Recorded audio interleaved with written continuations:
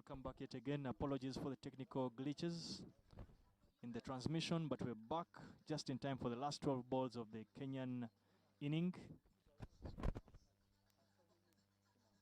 Score is at 290 for 7, 12 balls to go. Brian Masawa that has recovered massively well with his latter couple of overs, picking up a number of wickets and keeping the runs under control.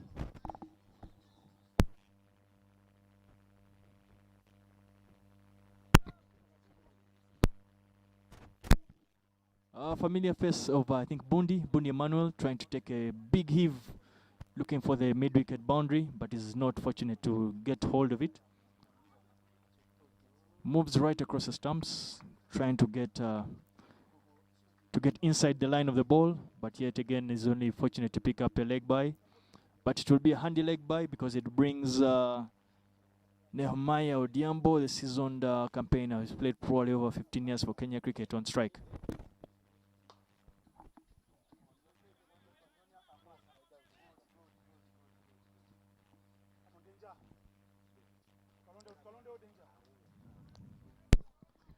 Fumble from Frank Akankwasa. Once again, very uncharacteristic, but the pressure from the Kenyan batsman was on, and he was bound to fumble.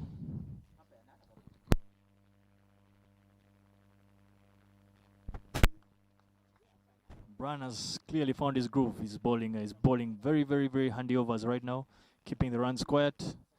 Has done a very good part-time job to recover up for the Seamers. Full-time job as a captain, part-time job as a leg spinner. I think the captain has put in a good shift.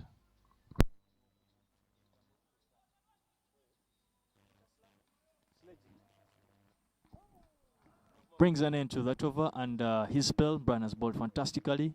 He's led from the front. He's done a repair job, which job he has executed fully. Hats off to him for that contribution to the team. He will be expected, of course, to return in the second inning to try and lead in this chase of what you'd call a decently big score from Kenya.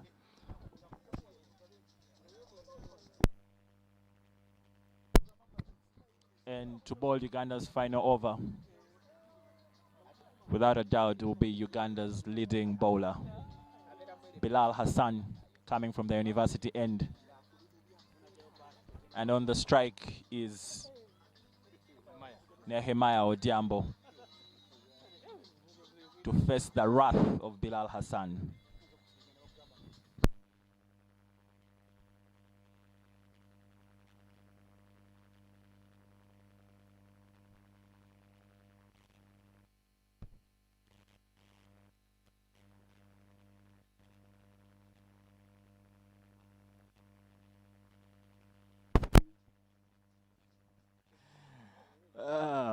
Bilal Hassan unfortunately starts the final over of the inning with a wide.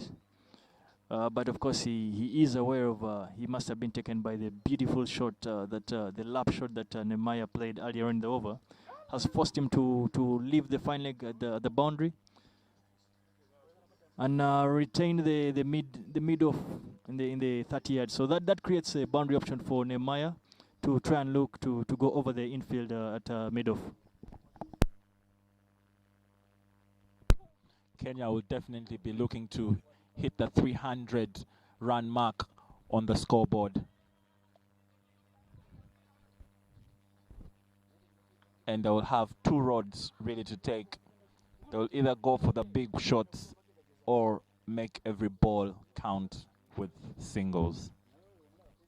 Either way, they'll definitely hit their target.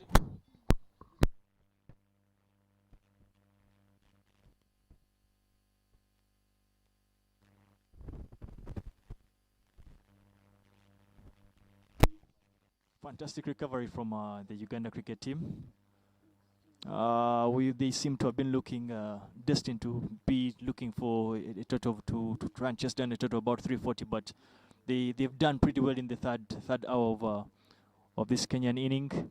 I think the loss of Irfan Karim brought a bit of stagnated the run rate for the Kenyan national team, and they are paid the price that they seem to be scampering just to get to the 300 mark. They will be disappointed with the late finish.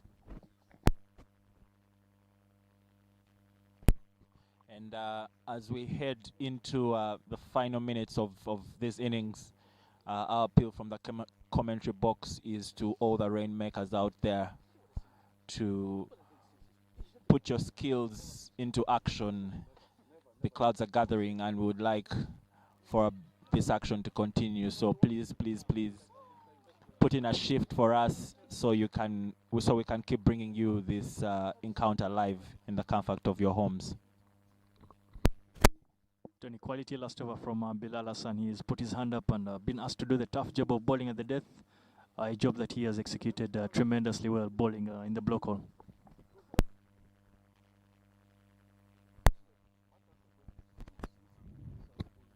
Davis, if it wasn't Bilal, who could it have been to put in the final over for Uganda? I think the process has been to also have Riazat Shah as an option to be able to bowl at the death. But he's had an uncustomary off day for him with the ball. But generally speaking, he's one of the options for the Uganda national team to try and bowl at the death and the block hole. So yeah, those are the options. Emmanuel Bundi plays his trade for Canbis in Nairobi, and he has been doing pretty well.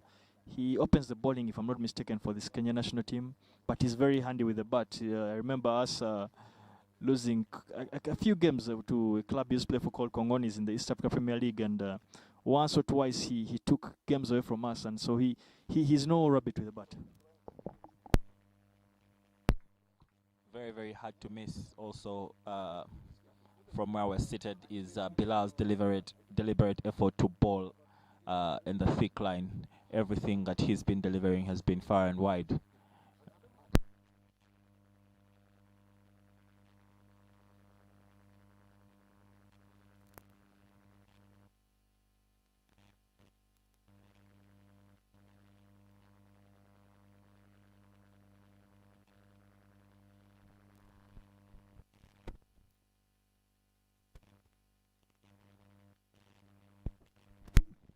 That brings up the 300 mark for the Kenya national team. They will be glad with that. At least not all hell has broken loose. They've managed to get to 300 runs. They would have been thinking probably bigger than that, but they'll take the 300 runs.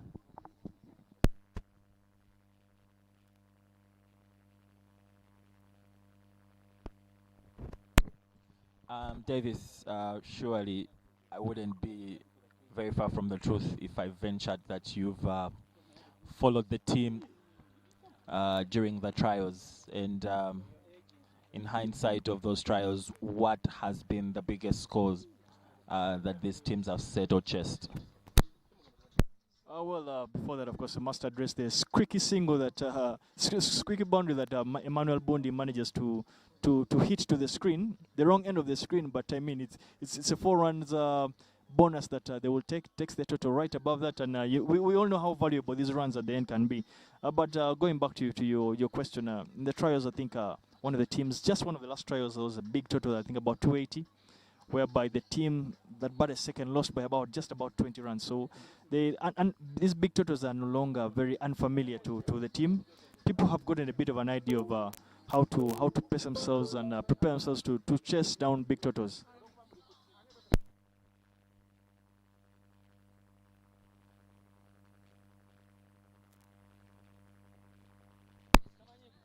And ladies and gentlemen, that brings us to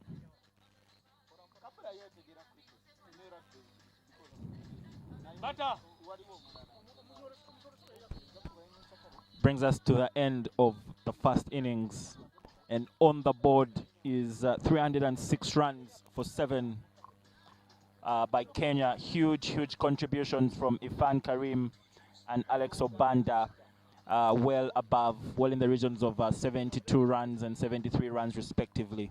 Collective effort it has been indeed, and Uganda will be looking to follow the same strategy and hopefully have all our batsmen pitch in to make in pursuit of the 300 runs. Very interesting first encounter. shortfalls in the bowling departments and the fielding departments by the Uganda team, but absolutely stellar performance by the Kenyan batting side. Davis, if I might venture a question, Kenya's start was blistering, very interesting start, and without a start, would you reckon perhaps a 250, 240 runs on board earlier? Well, you when you look at it that way, yeah, that perspective, yeah, you're probably thinking like a Ugandan that you are really. You're trying to take out the equation that I mean, batsmen are paid or batsmen are contracted to score runs. The Kenyan batters did exactly what they're paid to do. Their job is to come out and get runs, which is exactly what they did. So for me, you need to factor that in when you're going to play against oppositions. You need to think about the fact that the other guys will. There's a chance that they might do their job. So it is your job to make sure they don't, and that didn't happen today. But the total we have on the board really is 300, and it's what we need to plan for.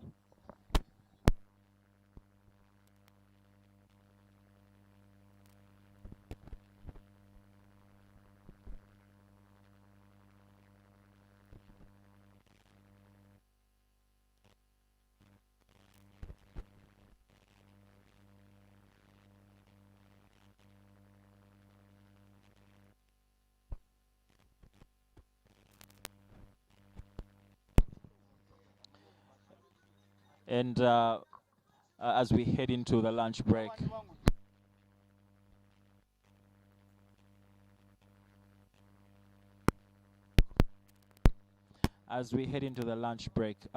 Uganda will be drawing strategies to pursue the 306 runs. Definitely, they'll be looking at Arnold Otwani, Simon Sesazi, Shazad Kamal for very big contributions. And yes, a lot of pressure on those shoulders, but there is no doubt there are capable shoulders to carry the team. Brian Masaba is also expected to pitch in, and a few other individuals. Riyazat Ali Shah will not miss as well. So stay tuned on this channel for the second half of this encounter. It's going to be as exhilarating as the first half. Probably a bit more exciting. Definitely, one thing I know for sure, this is going to be the first time many of us will be seeing Ugandan batsmen in the crease, and personally can't wait. So as we go into the lunch break, um,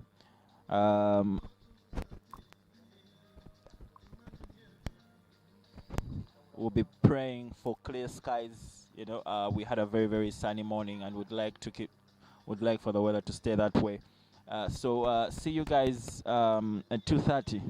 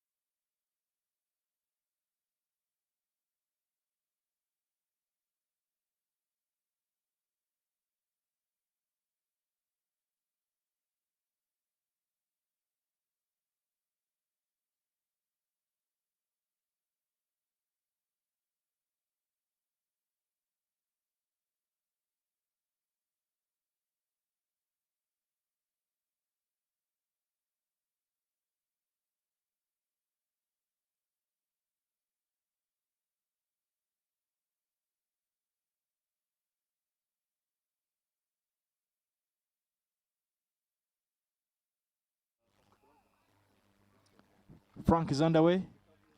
Gets a single down to third man. Fortunately, yet again for Uganda, as I had mentioned, he's batting again with Shazad Kamal, who is also a seasoned campaigner. He leads our batting lineup. He knows his way around the crease. He has one job for this team. Shazad Kamal has one job, and his job is to get runs and lead the Ugandan batting lineup.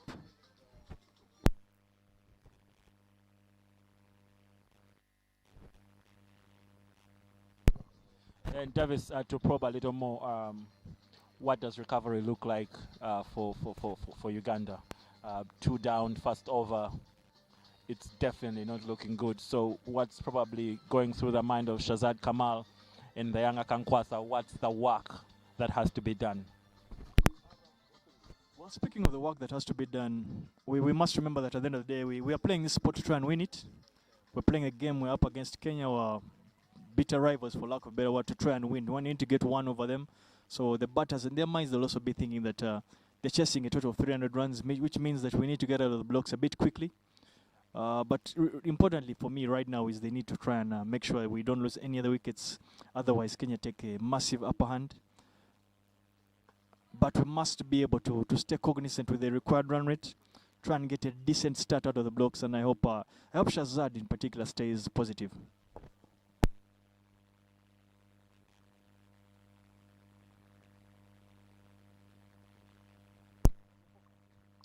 Elijah Othieno steaming in from the university end. A lot of questions he's asking of the young Akankwasa.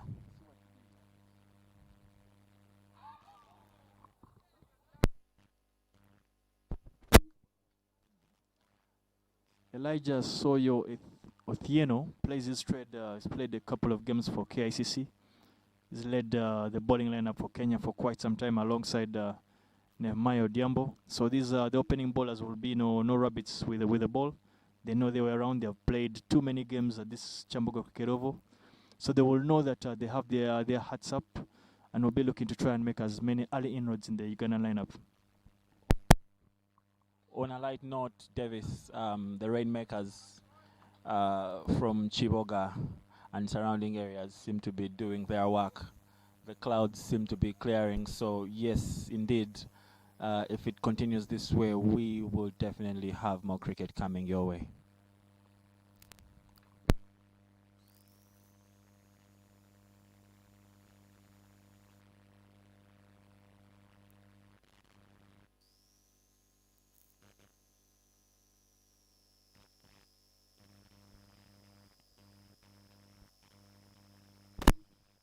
That's kept a bit low, Donny. Would you take it as maybe the second inning kind of effect that the wicket is getting worse? Absolutely, absolutely. And we unfortunately, with the first inning, we saw the bounce still getting up, holding but still getting up. But I think it's going to get worse here in out. So the batsmen are going to have to stay low and a lot more patient while they apply themselves.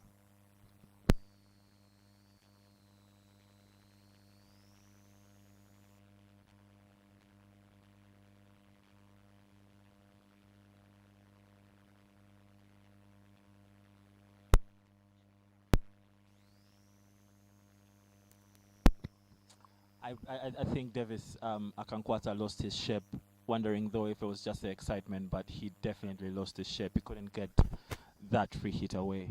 Quite disappointing. It was a freebie right there for the pickings. And I just hope something like that gets him a little bit more confidence, so to see these innings through.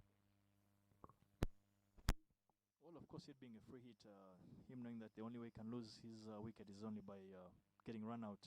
I think he just tried to hit that ball a bit too hard and lost his shape, as you've correctly mentioned. But for him, really, the job is simple for him. He just needs to provide an able supporting hand to Shazad Kamal and look to try and allow Shazad Kamal to take cruise control.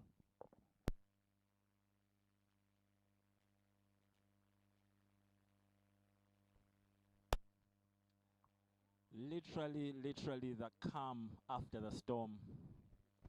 Shazad Kamal facing his first ball, right, Davis? Yeah, great return, of course, for Shazad Kamal. As I mentioned earlier, he missed out on the Castle Light series in Namibia. But knowing him, he will want to pounce on any form of international cricket. Look at the calmness with which he's facing the staunch or the senior opening bowlers of Kenya. There's just too much calm. He looks like he has way too much time, unlike the others. But yeah, it's good to see him back in the lineup.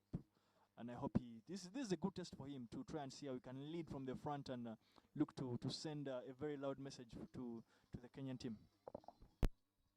And like you kept mentioning in the first innings, Davis, experience, experience, experience. That word alone can change innings, and it's literally the polar opposite of what we just saw Arnold Otwani and Simon Sesazi, the polar opposite of their display.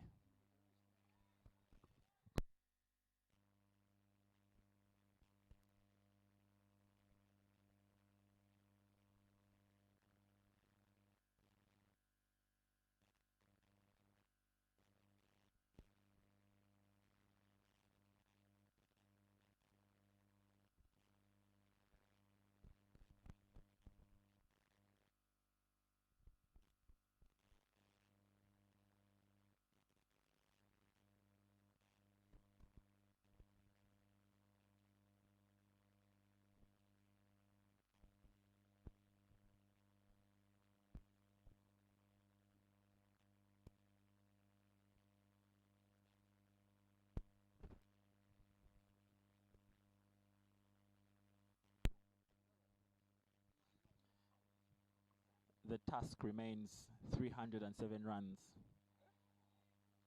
and Uganda making it look like a lot of work so far.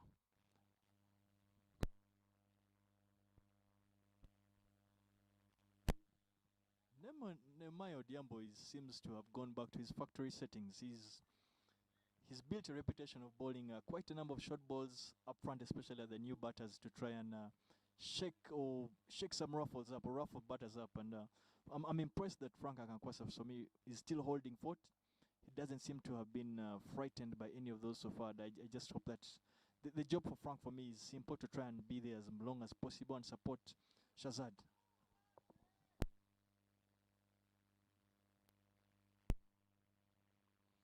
Slower ball. Definitely unexpected. Very, very good adjustment from Faka Kankwasa. Could have very easily nicked one away.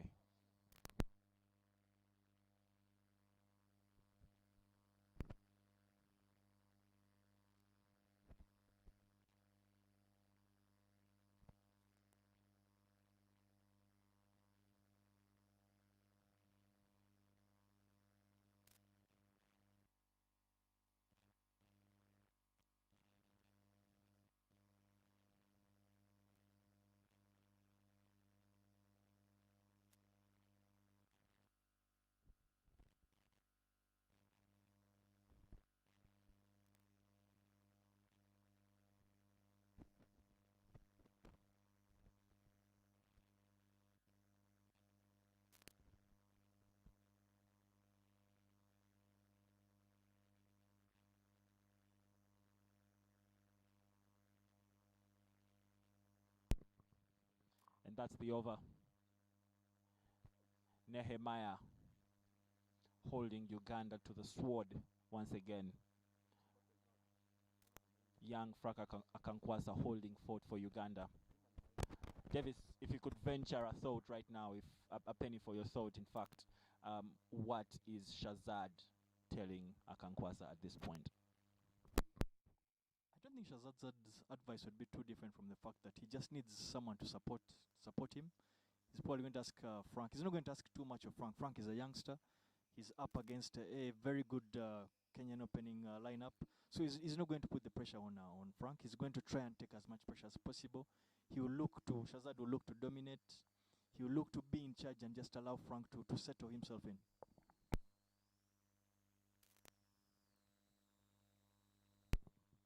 And here comes Elijah. And once again, calm, cool, and collected. Shazad Kamal making the session extremely light. But Davis, we can't deny that the pressure to score must be must be in the corner of the minds of the batsmen. What's the way out?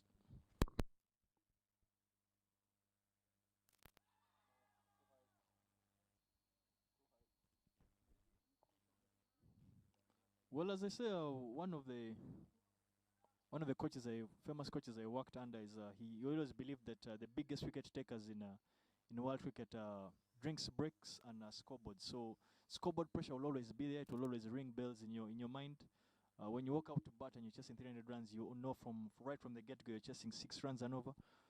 But Shazad right now recognizes that right now may not be the time to fully go after the bowling. He needs to try and build a bit of stability in terms of stop the rot, in terms of the wickets that are falling. But Shazad as a person will be looking to stay as positive as possible.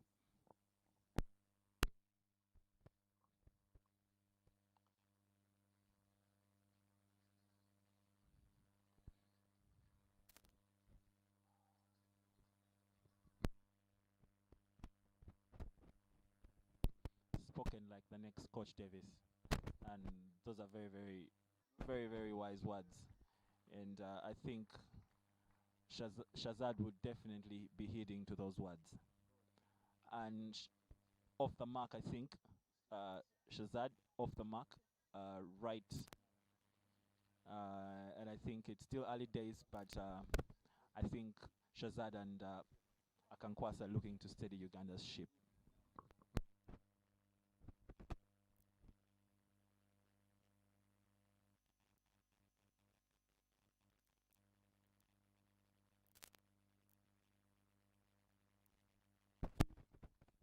That's a good leap from Frank. Interestingly, Donny, I don't seem to have seen shot 99 of Kenya take the field. That is Alex Obanda. Strangely, he doesn't seem to be on the field. I see Dominic Wesonga fielding at point as a substitute fielder. Any idea what might have happened to Alex Obanda? Well, he did bad with a limp earlier. So perhaps, and at the tail end of his innings, I did notice a slight limp, and the fashion with which he was got out was also very suspect. So perhaps an injury in the Kenyan camp, I dare say.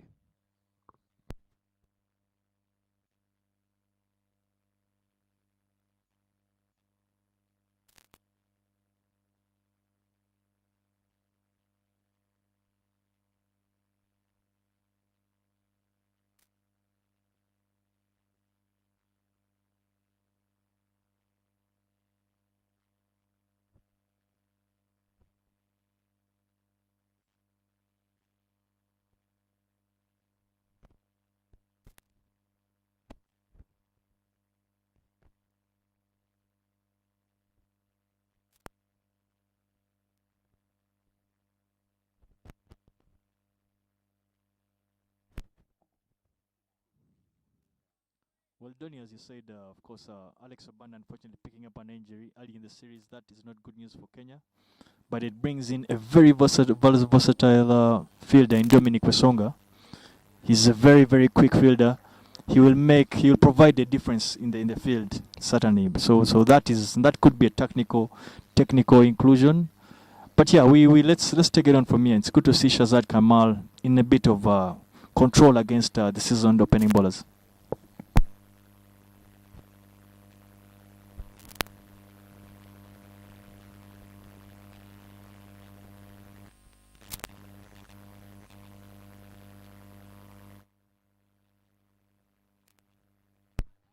Brilliant shot, brilliant fielding.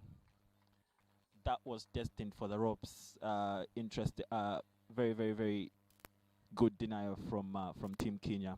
Exquisite fielding. Donny, for me, that was simply a question from Nehemiah. He was asking Shazad to find out how good he is on the front foot, and I think he's gotten his answer. A very, very positive response, I must venture. I do not think he will be bowling in that area very soon.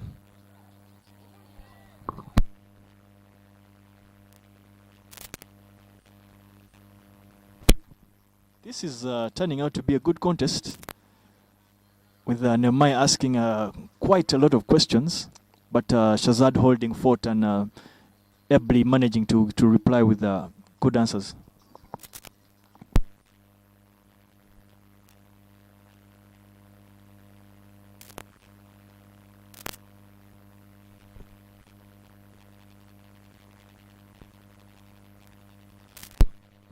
Thanks for the compliment, Beryl. But I wonder who Ian Bishop is at this point. Definitely known to Karashani, but we're glad to be coming to you much louder and much better.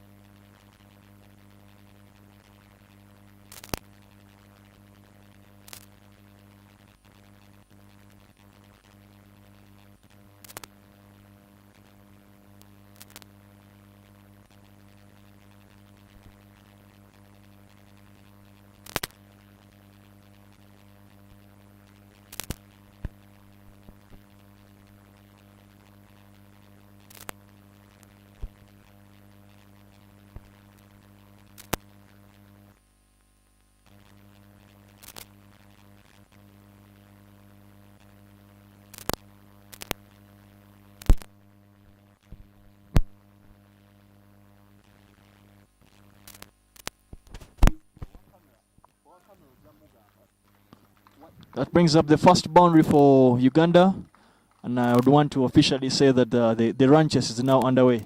Shazad picks up his first boundary of the match and the series, bringing an end to a decent over, with Shazad having most of the answers to Nehemiah's questions.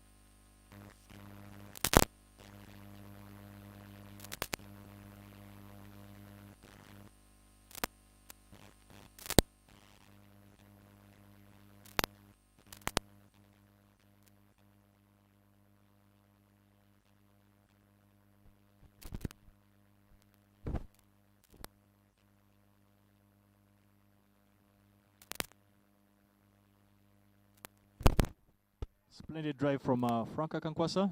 Unlucky not to have gotten a full boundary, but he picks up a single, rotates the strike, and allows Shazad Kamal to take strike. Franka Kankwasa seems to be asking for another bat. He must have had a challenge with that bat. I like the way he seems to be requesting someone to send it from the dressing room. He must be having a whole bag of bats waiting in the dressing room.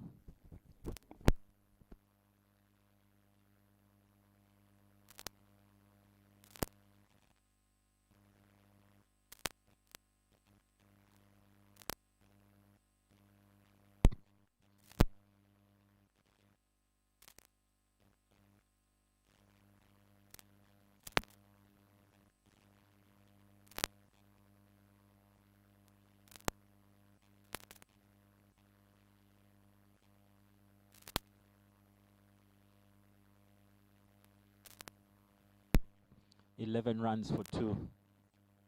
Shazad Kamal and Franka Kankwasa batting for Uganda.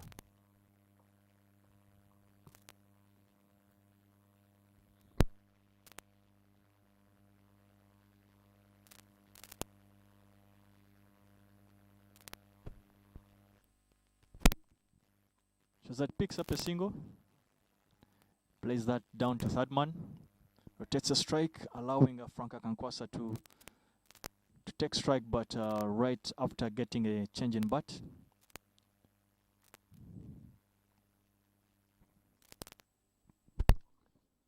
There's always been some myths around the change of bats, Davis. There's a theory of the jinx that comes with the change of a bat. It is popular belief. It is undeniable. Don't start.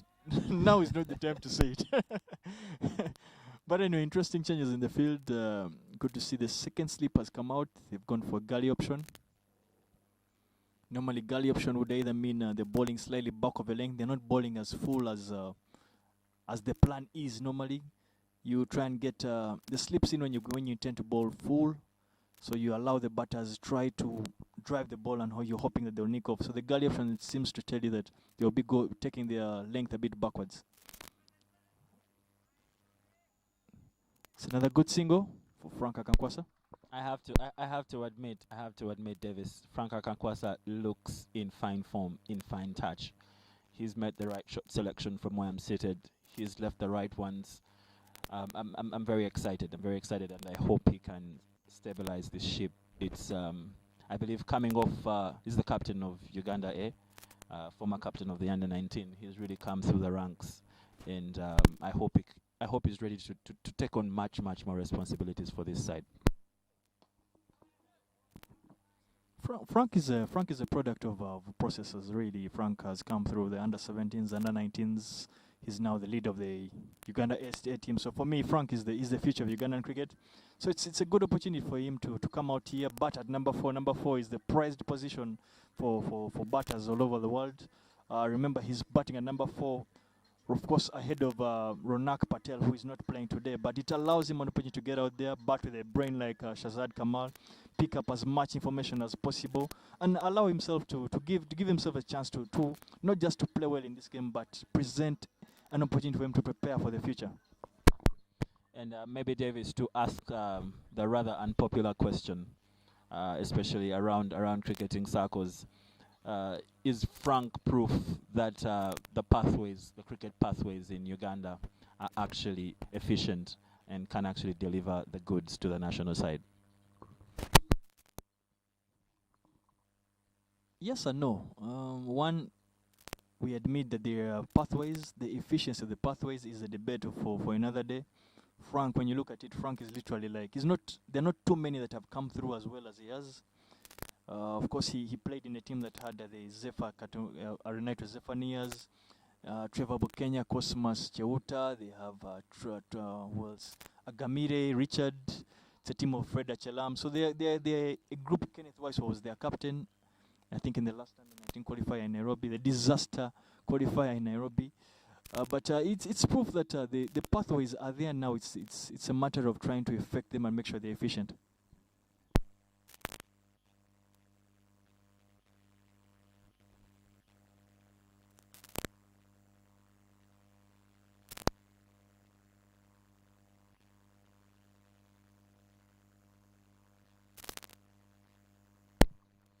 Close, absolutely close.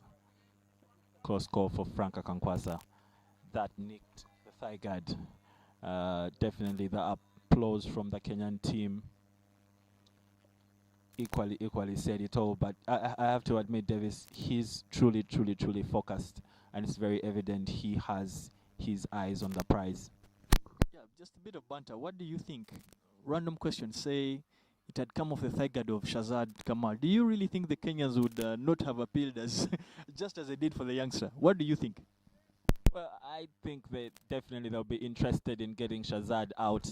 Definitely, more interested. They'll The appeal would definitely be be more more serious. interested. So, but not to underscore, definitely not to underscore Frank's acumen as well. I think they are yet to see what he's really capable of, and I hope he can be lethal to that effect.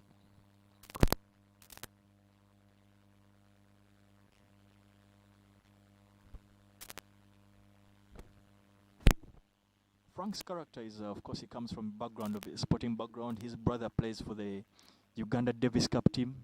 Boris Aguma is, I think, seed 1 or seed 2 of Uganda. So he comes from a sporting background. Boris, of course, played some cricket for Charity Cricket Club. So him being the Mwiri Cricket Club. Okay, Just if you want to putting add it that out part, there. okay, Yeah. fine, fair enough. But yeah, so Rodney Mugisha's protege. So definitely Don't coming let's through. not push He it. did actually also go to Soga College Mary for a bit. Oh. So definitely the background of cricket, the ethos going through the ranks, and everything is just been around cricket for a while, so I think he's coming of age, and right now I think he can't be ignored. Not the point I intended, but you have made your point. But anyway, as I was saying, the background that he comes from is one of sporting abilities. They come from a household of them being characters that are competitors. So for me, I want to believe Frank should be able to embrace this situation. He's walked in when the team are struggling. So for him, as a player, it's an absolutely important time for him. It's a privilege for him to welcome this kind of pressure and make sure he can do the very best. Shazad misses out on what he would have called a freebie. Short and outside off stump. He's not happy with that, but The pain on his face, the pain on his face, how he threw his head back definitely told the whole story. Definitely very, very, very disappointed with himself. yeah, Nehemiah very lucky to get away with that one. But yeah, the score is just about 14. I don't imagine he's going to get away with many of those. Shazad is going to look to pounce on those wide ones, and the fielders at point will either miss it or catch it.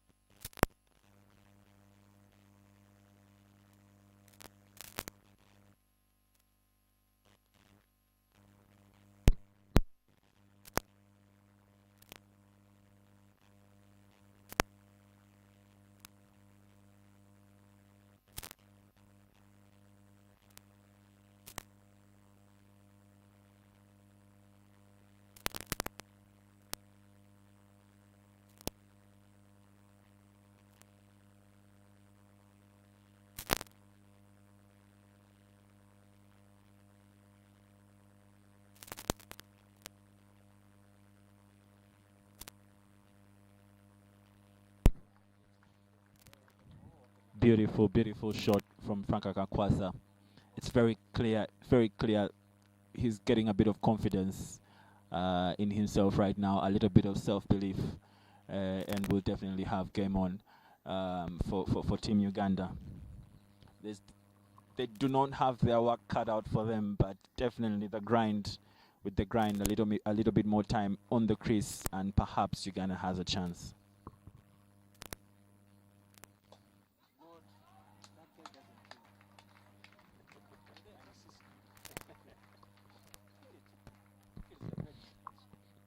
Cracking shot from Shazad.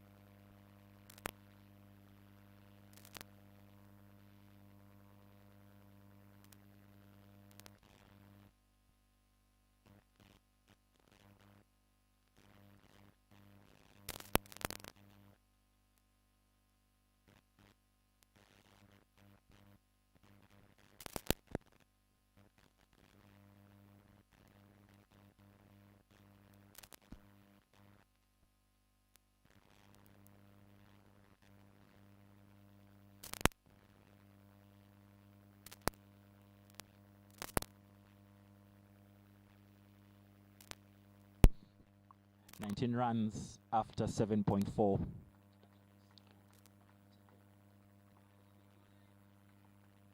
Without a doubt, there is need to get the strike rate up.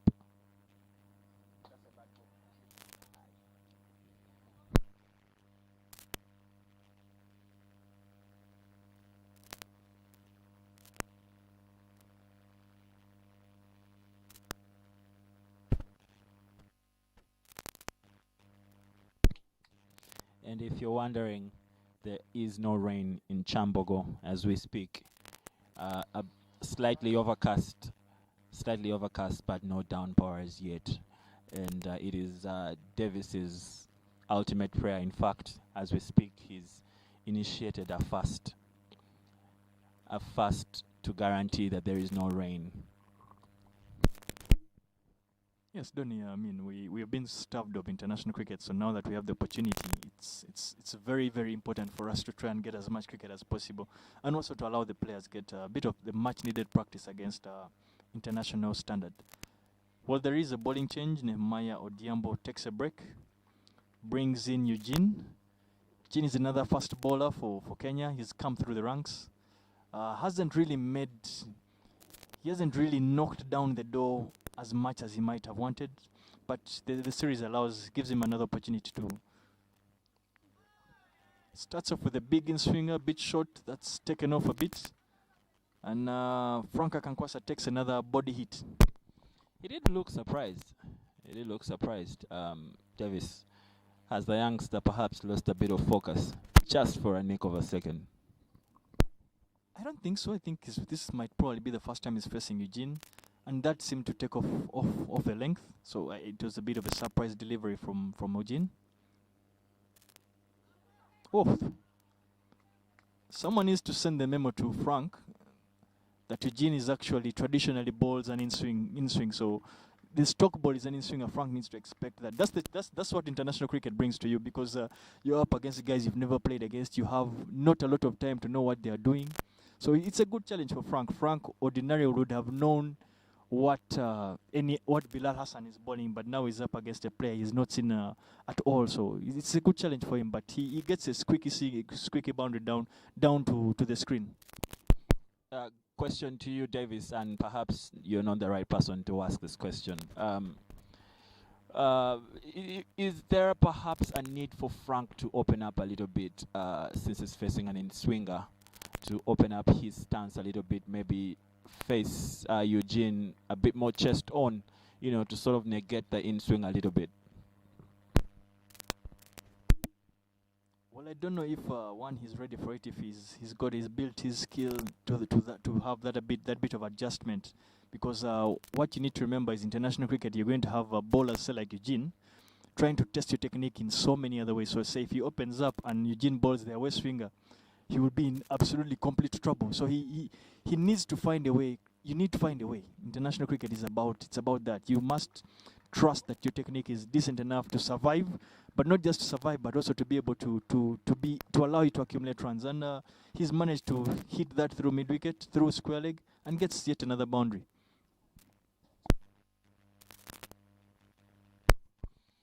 Perhaps Kenya's most expensive over 8. And maybe much to Uganda's delight, taking off Nehemiah Odiambo perhaps gives Uganda a chance to sneak back into the game.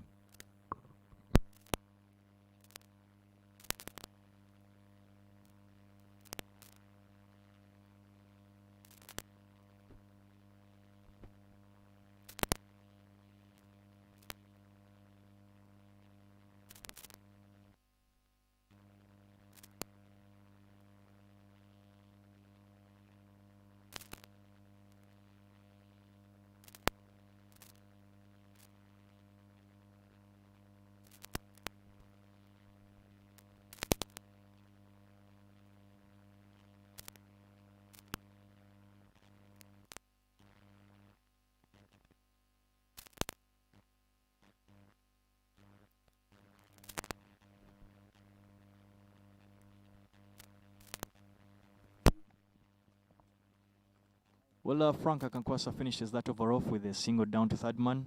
A very productive over for the Uganda cricket team. pick up 9 runs in the over. That will help with the ranches, with the cause, considering they walked out trying to look for 6 runs and over. Maybe just a little bit of background about Eugene. Full name Eugene Odhiambo Cheng. Made his debut for Kenya national team in 2014, and he's been a consistent piece of that setup for a while now. But he's pretty much showed up for the team quite a bit on the international level.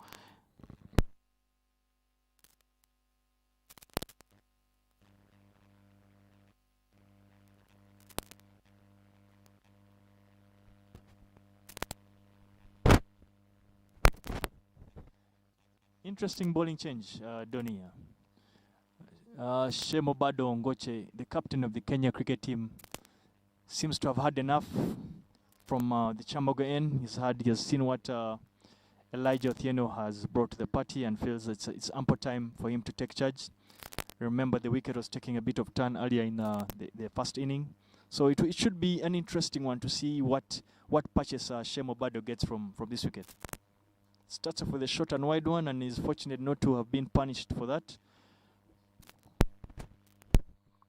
But I don't think it gave so much of a swing after all, Davis, from where I was seated. Didn't give much of a task to Frank Akankwaza. But do you reckon the fuller one will be the danger ball?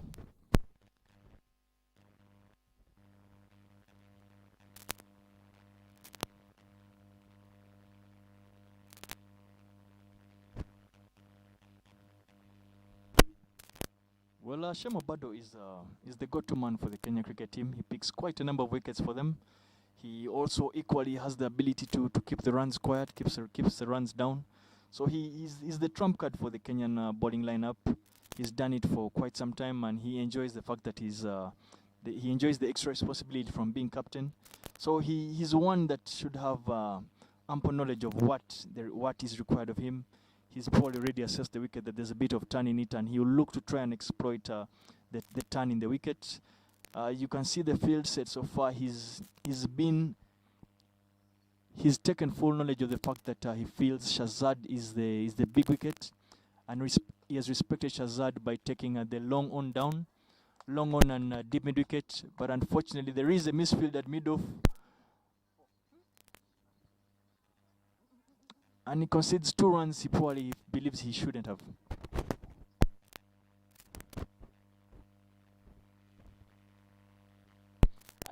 Generally speaking, Davis, I have noticed a little bit of, should I say, less focus on field placements. I did see it with the Uganda side, and I haven't. I can't particularly say that.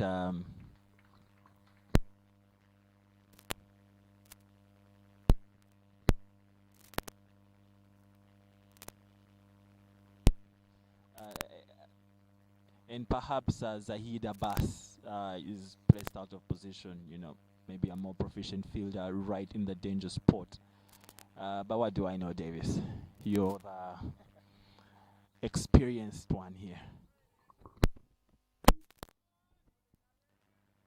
Well, yeah, field placements have seemed to have been something they maybe to debate on, really, as they always are. But Shemo Bado, for me, has not yet picked his line and length. He's been on the shorter end.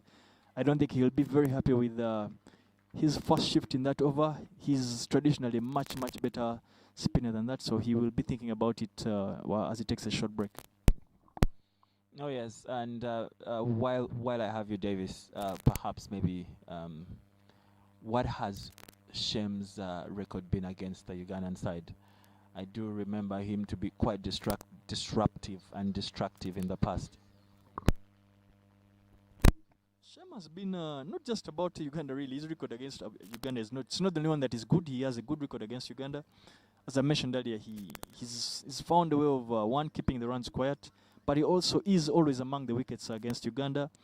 But actually, I'm one of those that believes his spell was very important when he played against when Kenya played against Uganda in Oman. He went, I think, wicketless. and he went for quite a number of runs. For me, that was the turning point. I even don't think he finished his quarter in that particular game.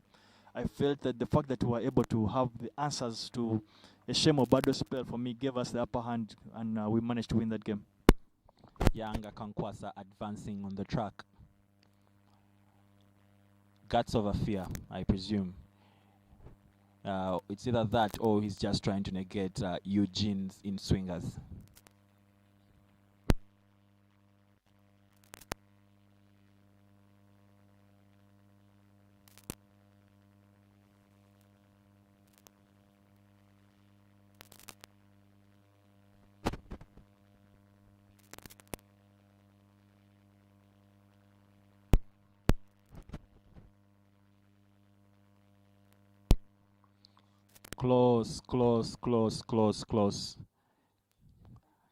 Close mishap between Akankwasa and Shazad.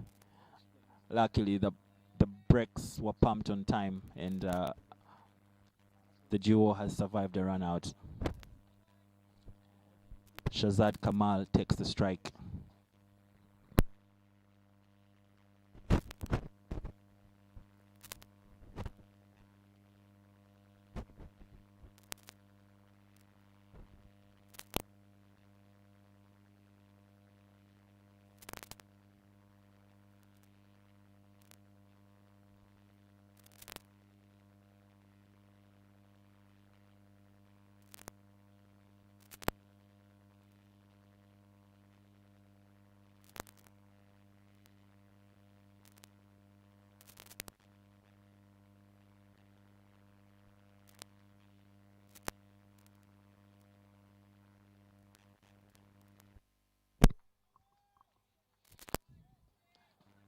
I love how the in swingers into Akankwasa turning into out swingers. Away swingers from Shazad. Amazing bowling stuff from Eugene. Consistency really plays a big one here.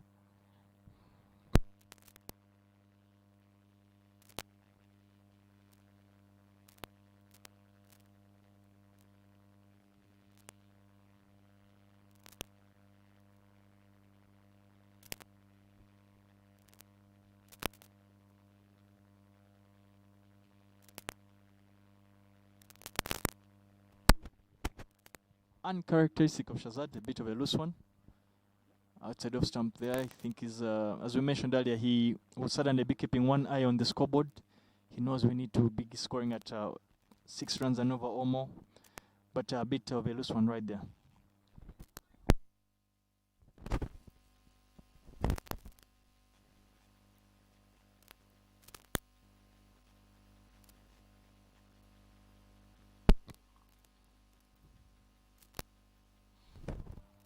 Currently, Uganda's run rate is trailing at about 3.4 per over. A deficit of 3 runs with the begging question, how do we get the gap? How do we get the gap smaller?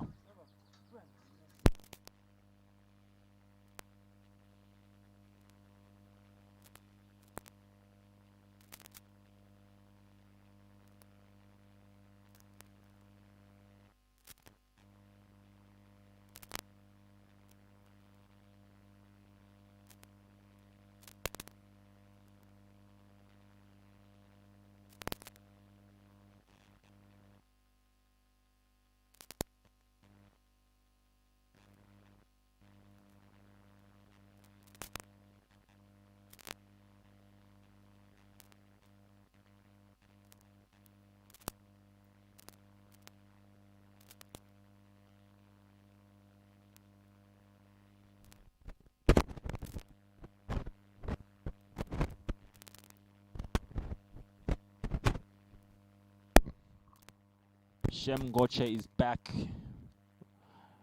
and looking for the bang. Very deceptive. Frank Akakwasa will be very watchful of Shem.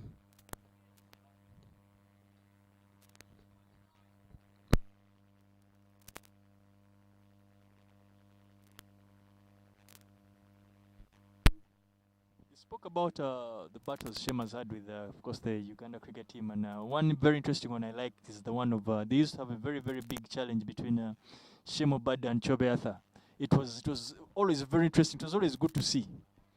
Ah, that's a brilliant shot from Frank Akankwasa. Takes a sweep option, sweeps it through mid wicket, picks up 4 runs. A very, very welcome boundary for Team Uganda. We've had a scarcity for the last few overs, so definitely, definitely very welcome. Yeah, so as I was saying, Donny, so they had quite a bit of challenges and heated battles between Shema and Chobe Arthur. Of course, the winner being on different occasions, you found Chobe Arthur win some of those battles, and on other occasions, of course, Shema Bado winning them. But if I remember right, majority of them, just as a day follows night, the ball always won the majority of those battles.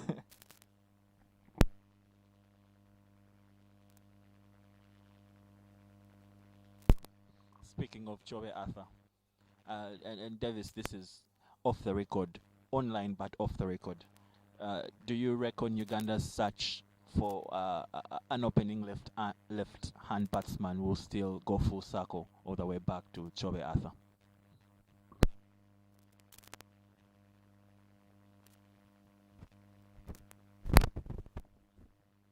Another single for Frank Akankwasa, and unfortunately for Kenya, that was a no ball, so it becomes an automatic free hit for Shazad Kamal to try and chance his arm and see if he can actually get the real ranches going.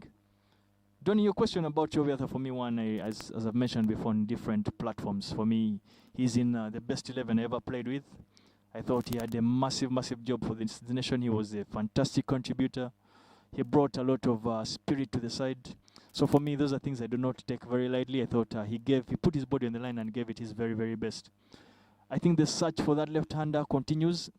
Unfortunately, Shazad can only pick up one from the free hit, and the chase continues. But yeah, back to Arthur. For me, I think the search for a left-hander that can be dominant, that can dominate against oppositions, a left-hander that can be very, very consistent at the top of the innings. That search continues.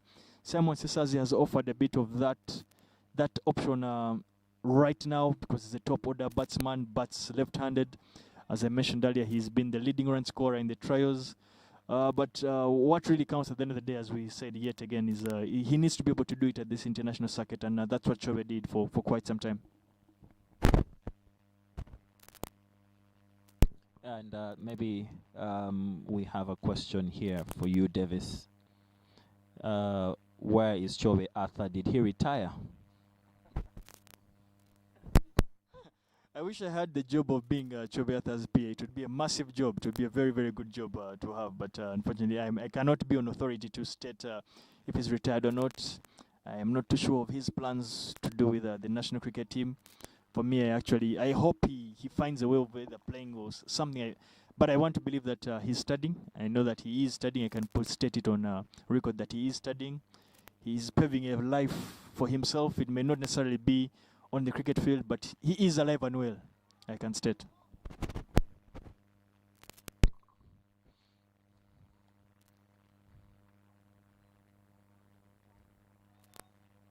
It was definitely a hard question for you to answer, and I'm proud of the answer that you've given, definitely. But also with us in company here,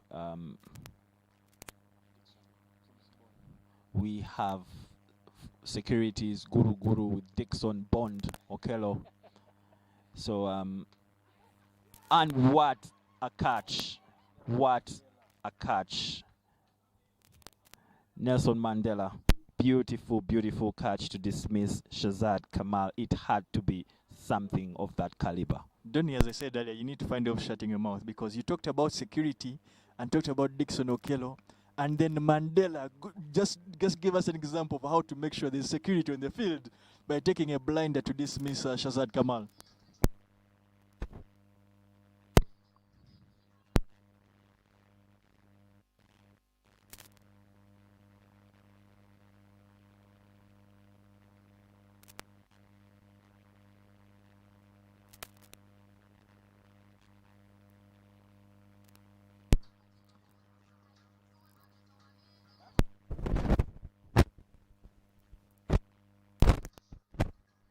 Eugene Odiambo dismisses Shazad Kamal.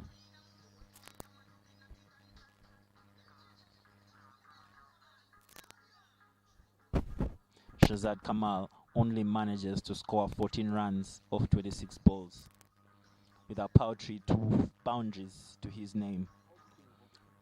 Frank Akankwasa, 23 runs, still into bat, joined by his captain. The question they must have on their minds is not very different from the question we have in the commentary box or any other fan has on their minds at the moment. Can they make a difference out there in the middle?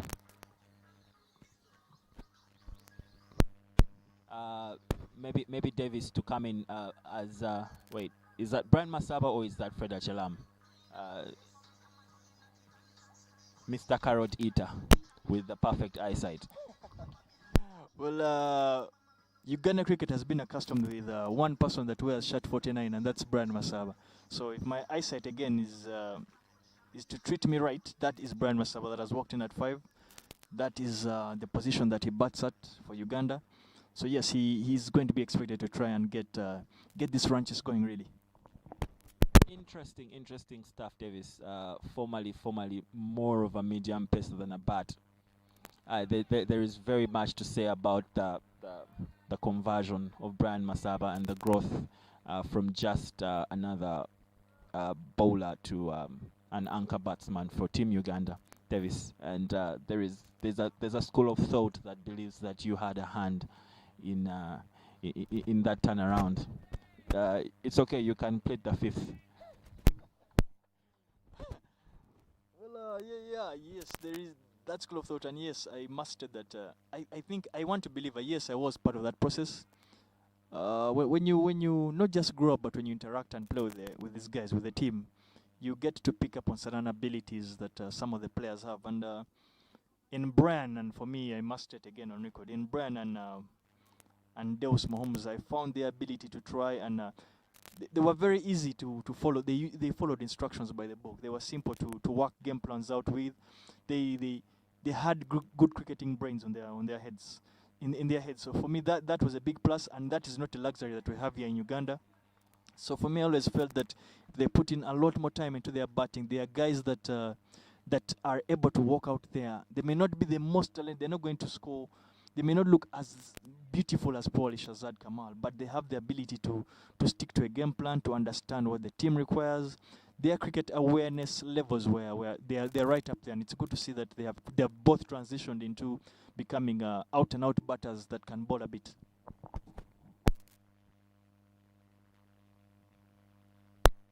Well, there's no doubt in my mind, Davis. This is going to be yet another taste for Brian Masaba. And never. I know him for a person to never shy away from a contest. And right now, more than ever, his country needs him to come to the party. And it might just be to hold fort for as long as he can to just stop the bleeding.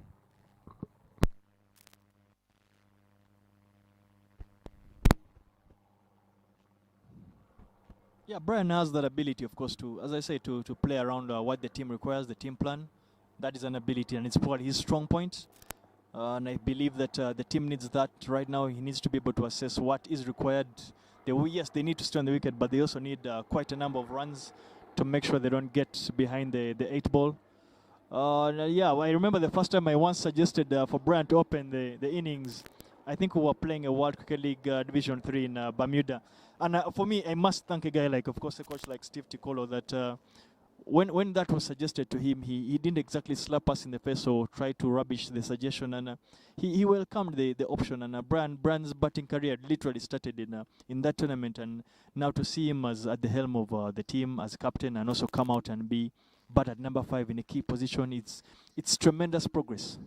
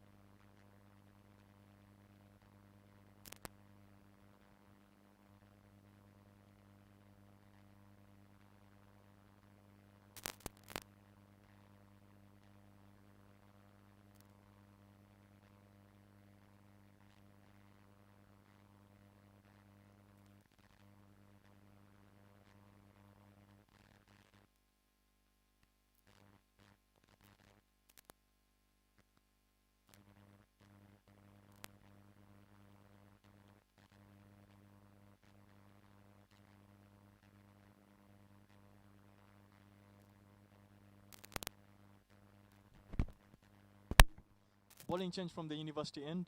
Emmanuel Bundi comes in. Emmanuel Bundi bowls, traditionally bowls in swingers. So those will be some questions to Frank Akankwasa. I hope he will be able to answer them just as he has been doing so far.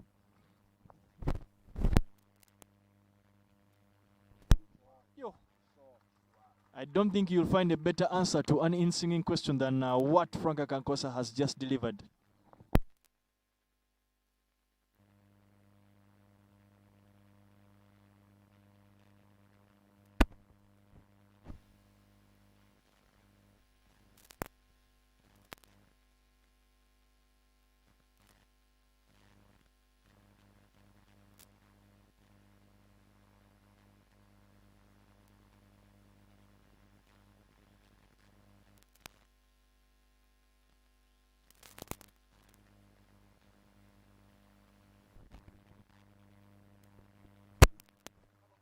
Back-to-back fours right there.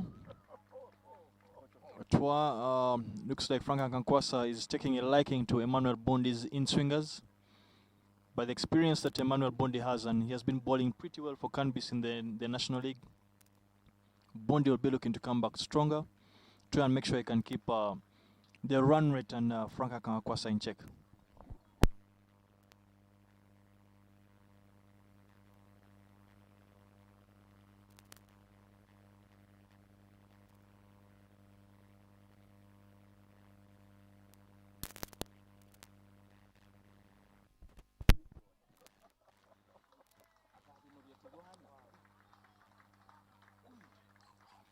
Nidai Semo.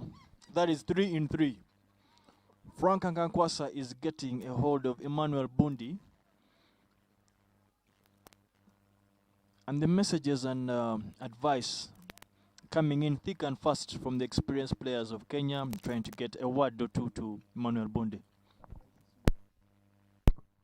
And in the same vein, Davis, I think Brian Masaba must be whispering very, very, very similar cautions to Frank, seeing as he's getting steady and ready to, to take this ship as far as he can. So he's definitely giving him some caution.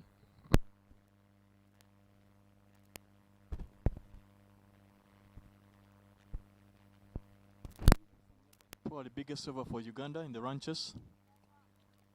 I think so. Absolutely, absolutely, absolutely. 12 from the over. Definitely 3 boundaries, especially after a drought of some. It's definitely welcome runs for Team Uganda.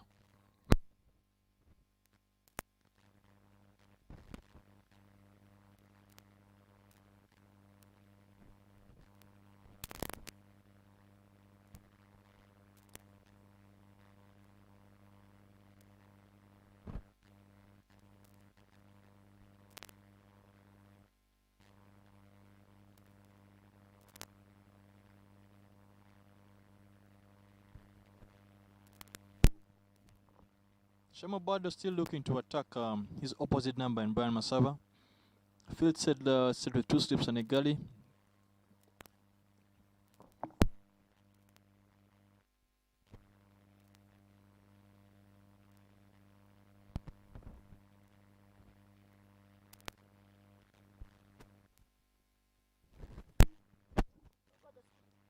It's a big appeal from the Kenyan team.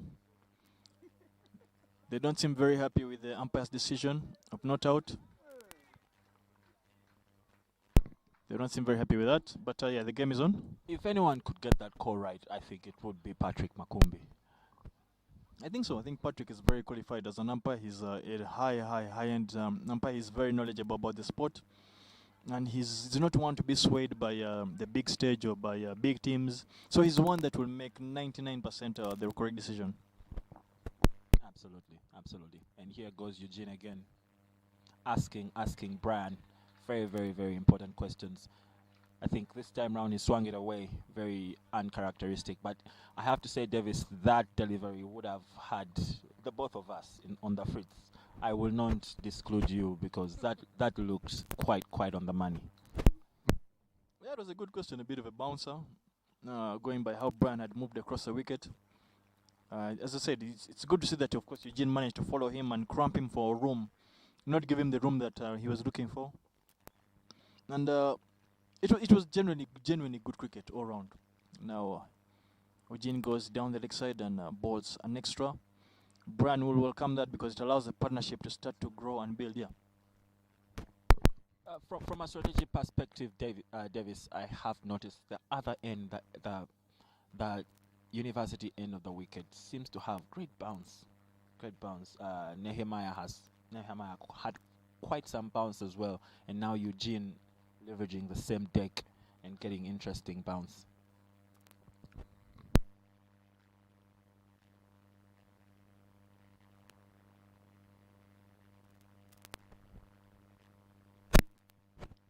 Much needed leg by there just to get Brian off strike for him to take a breather. But yeah, there's been a bit of a lot more bounce coming from the Ginger Road end, which we didn't seem to see in the first inning. We didn't seem to see a lot of that stuff when the Uganda team was bowling, but the Kenyans seem to be extracting that bounce from the wicket, which wasn't there earlier.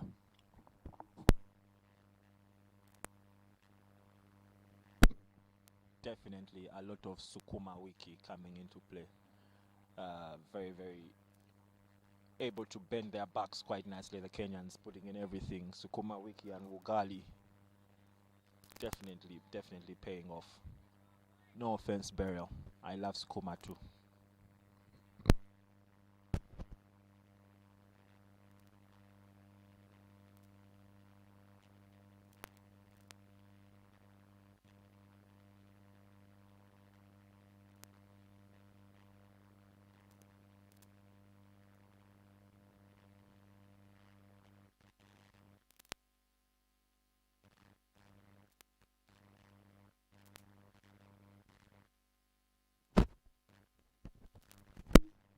So Donny, the top order question continues, of course, for Uganda. We have quite a number of options. Today, some are sitting out, others are not in this squad. Ham in particular is being rested for the series. So we have quite about probably about 8 or 9 options to bat in the top order. What do you reckon? Maybe combination wise, what do you think could get us there? I think it will be very interesting to see a Shazad Saud Islam combination. I think their approach to the game and their strength of the mind and their tact is something that could bring Uganda a very good possession. In the middle, that though it'll be interesting to get a sense of Dinesh and maybe Renak seeing Franka Kakwasa bat a lot sooner would actually make for some great cricket watching. Well, it's a drinks break here at the Chambo Cricket Oval. I'm being corrected that it's a water break, not the drinks break, by a very seasoned journalist, Julia Senyimba. I swear, Davis, there's a big difference between water and drinks. A huge difference. Yeah. Technically, a drink can be beer, and the team could be having a beer break. Well, you're right. We learn things every day. So thank you very much for the lesson. But Donny, of course, going by what the score is right now, you must think that Kenya will be very happy with what the score reads in the first hour, what they've done so far, and Uganda will be having to try and come back strong in the second hour.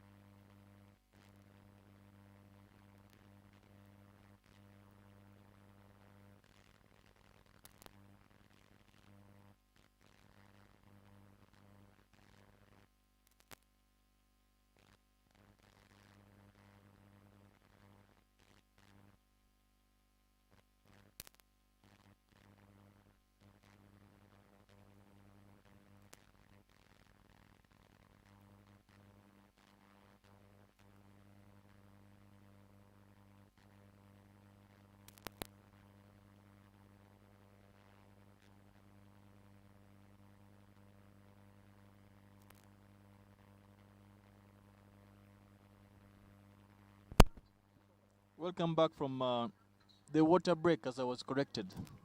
We're back. We're back from that break. We're back for the second hour.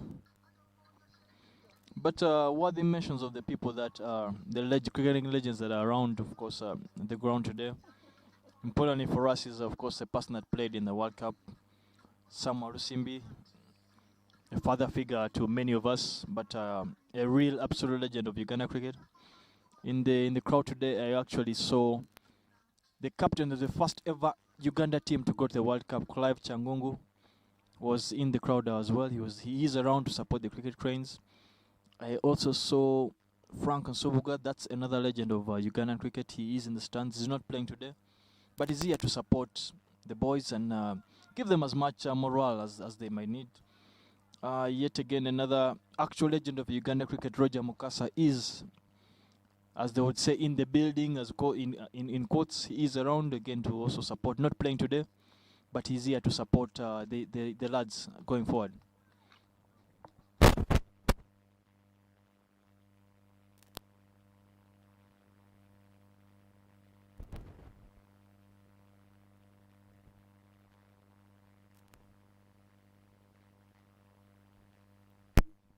I'm reliably informed that the small lion Lawrence Samatimba as well is in the house. He is somewhere out trying to watch the game and support us as much as he can.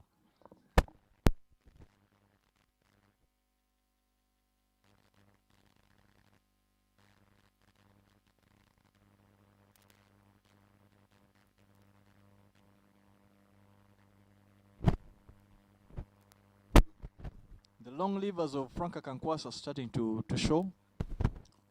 He's played a marvelous shot to go right over the head of Shemo Bado to pick up a boundary, but interesting field set, and it's more of a classic from Shemo Bado, still leaving the middle up and asking Frank Akankwasa to keep trying because he knows there's a turn on the wicket, and Kenya have quite a number of runs they could use to play around and see how to get him out.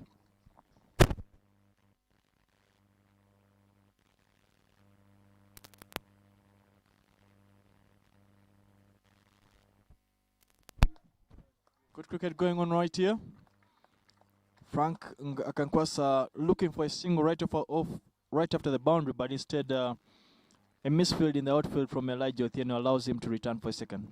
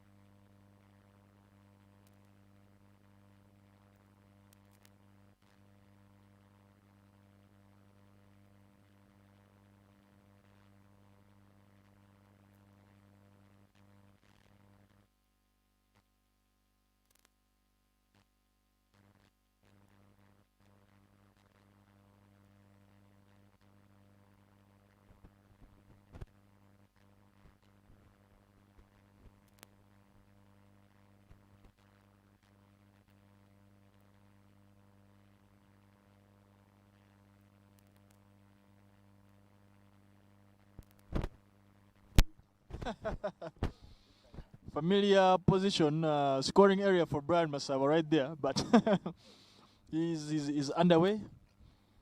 Gets a single, he runs a single down to third man to allow Frank Akankwasa to take strike.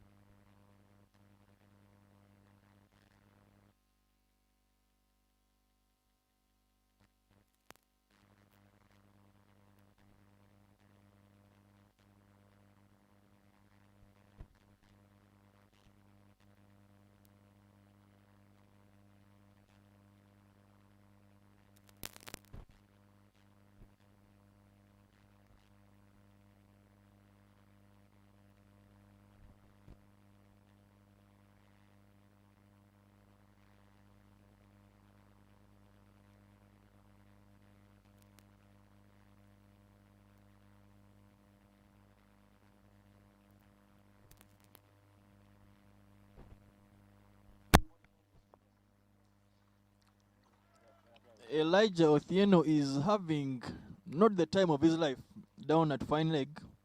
He's being kept very busy. But Brian manages to pick up 2 more runs by pulling that very fine to fine leg off Eugene Otieno.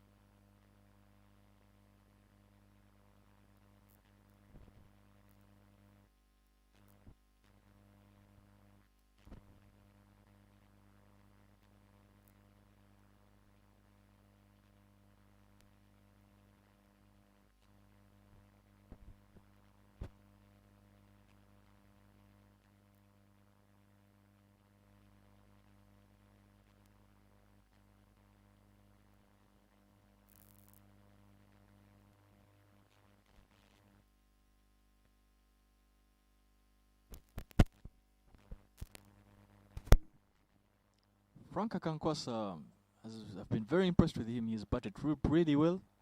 He has been in real control, real command over the stage. He has enjoyed the arena. I like the fact that he's not been shaken up at all by the Kenyan bowling lineup, and he's looking like he's going to bat quite for some time, and that's what the Uganda team needed.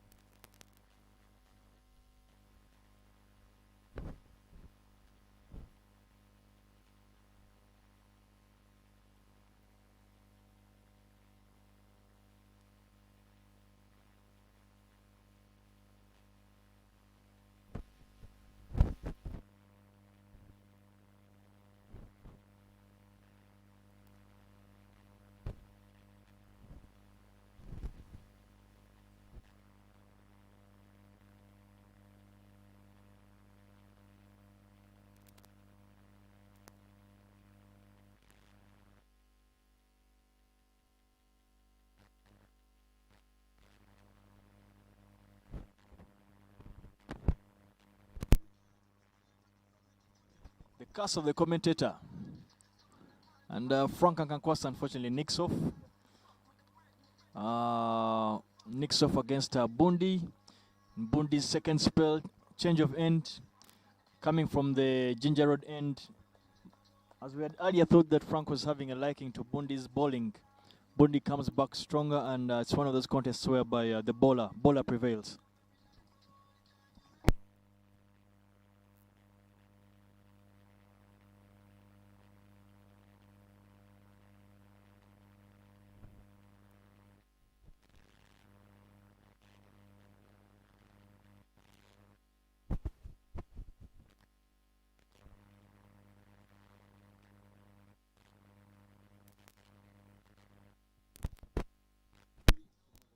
Well, with the score at 68 for 4,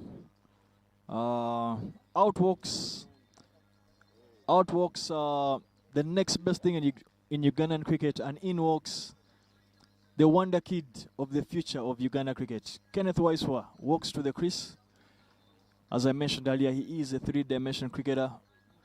He's a full all-rounder.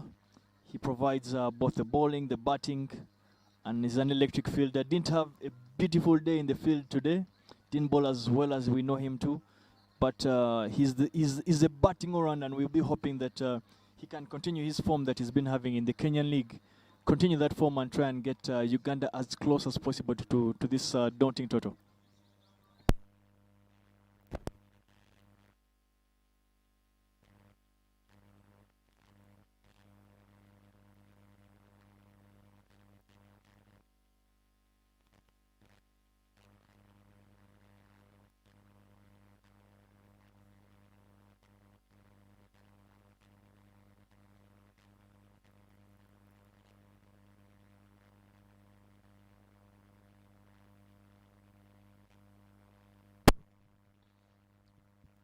Frank Akankwasa, 7 runs short over 50.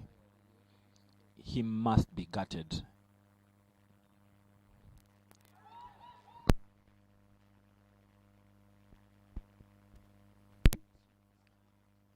Change of end for Bundi seems to be working miracles. That the first two deliveries from this end of the ground have been a bit of magic deliveries, and he's looking more like the Emmanuel Bundi that we know, and the Emmanuel Bundi that leads the Canbis Cricket Club bowling attack. Very, very good move from Shem to move Bundi to the Ginger Road end. Pace bowlers seem to be having a field day coming from this side of things.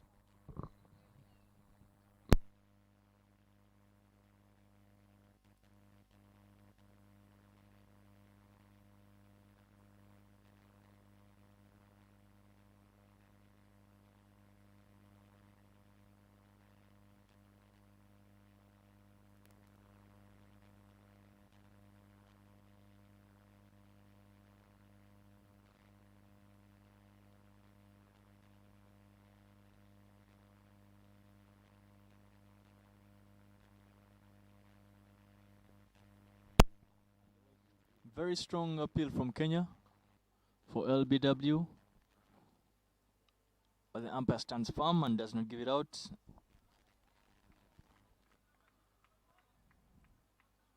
Interesting. Kenneth Weiss will try and look to try and get out of this bit of a patch, because he's faced only 3 deliveries, and the 3 deliveries, there have been 2 appeals.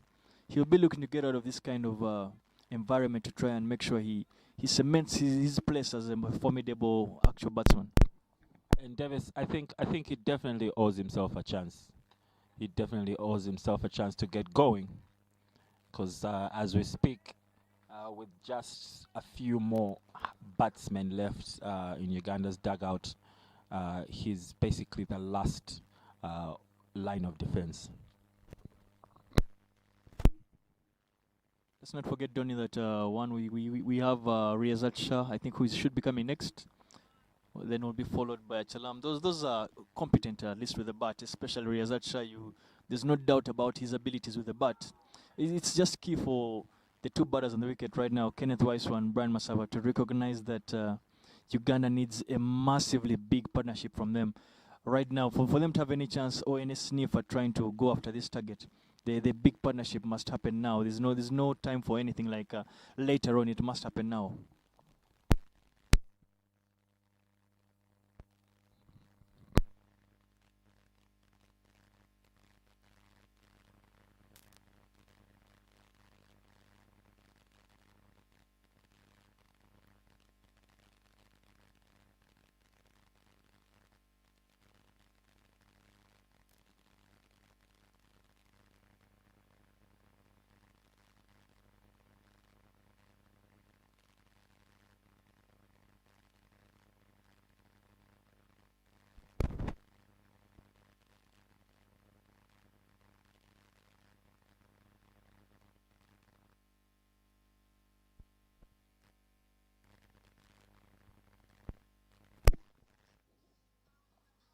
Another one bites the dust, and it is the Uganda captain Brian Masaba that gets stumped off Shemobado. Donny, as we said, the commentators class, we need to just shut up about what we think should be happening. And in walks Riyazat Shah. It's been in some sublime form with the bat. Yet another all-rounder. We are deep into the all-rounders right now. Didn't have a massively good day with the ball, but he again is another one that is a batter that can bowl. So he will be hoping that this last line of defense from the all-rounders is one that can go a long, long way. Definitely murky waters for Uganda.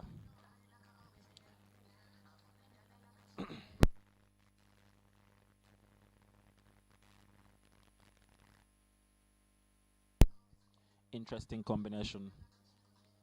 If the times were different, this would be a partnership that could get Uganda 100 runs in very, very few overs. But unfortunately, the conditions may not allow for that approach. Now they have to be a lot more surgical in their application.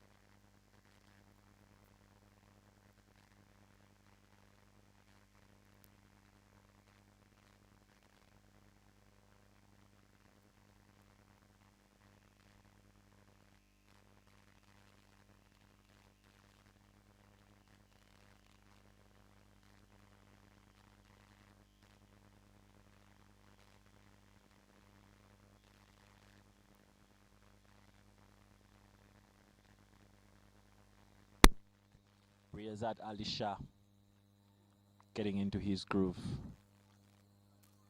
Very, very, very, very good batsman. Very, very good, classy all-rounder. But the question is he the all-rounder Uganda is looking for to steady this ship?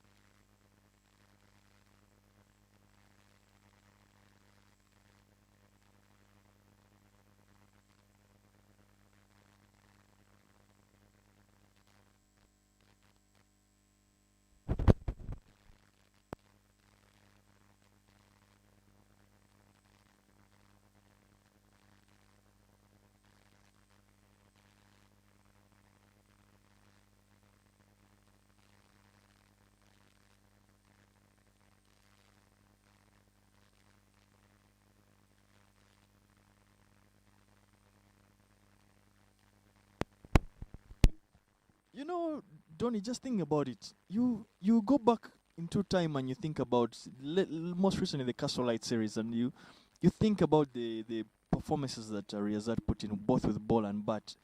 Don't you ponder to believe that he bats a bit too late for Uganda?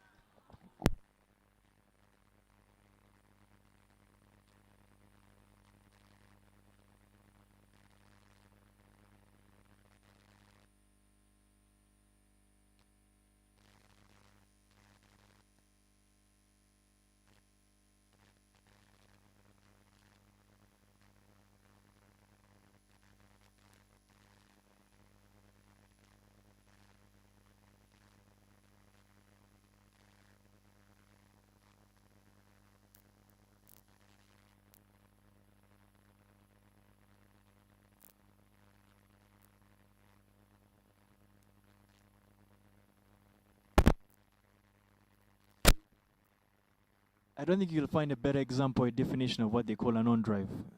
Riazach leans into it, in-swinging ball, full enough, Riazach leans into it and smashes it down the ground to long on. And to answer your question, Davis, there is absolutely good reason to believe that indeed he does bat a lot further up the order. And I think there's wisdom in considering him batting under number 5. But we definitely these are questions that the technical team needs to think into and perhaps structure the team a lot better. But skill like that, deployed this late, might be a little bit too late to salvage whatever cause Uganda is pursuing.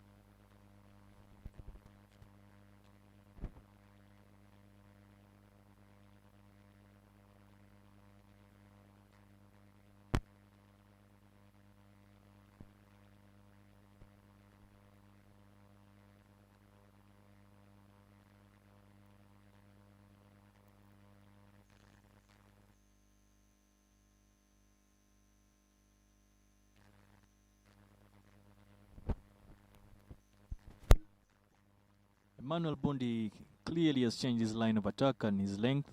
Seems to be bowling a bit slightly back of the length and bowling much straighter. So that is a good line to be defensive while equally being attacking enough that Kenneth Weiss is not being allowed the luxury to try and free his arms, and that seems to be working pretty well for Bundi.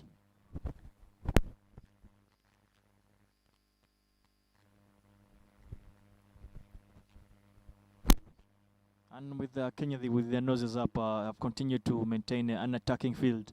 The catchers are still in position. I see Rushabh Patel and Nelson Mandela taking sleep and gully positions respectively. And just yet again, as we're talking about attacking positions, Shemo Bado moves himself to the second sleep position. So the Kenyan team clearly seem to be smelling blood, and they're going for the kill.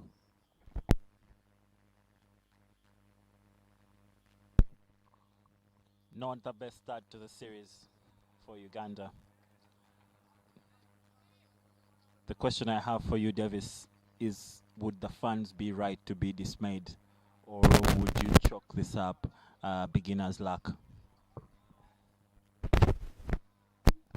Obviously, the fans would be disappointed. Fans leave their rooms and leave their houses to come out here and try and support their teams.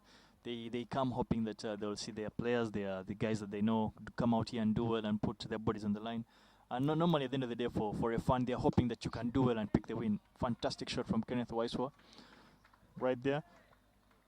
I think that is one he has sent down for the fans. But of course, the score right now, the scoreboard doesn't read too well for any Ugandan fan. We seem to be struggling in a serious spot of bother for a team that is chasing down 300 runs. But they would look at this as the first game you would say for Uganda at home. The team hasn't been playing any league cricket here. One may argue that they've been playing trial games, but it's certainly one that the Uganda team will want to quickly forget. And whoa! That just goes through and through, and Kenneth Waiswa is lucky to still be there. Beautiful ball by Emmanuel Bundi.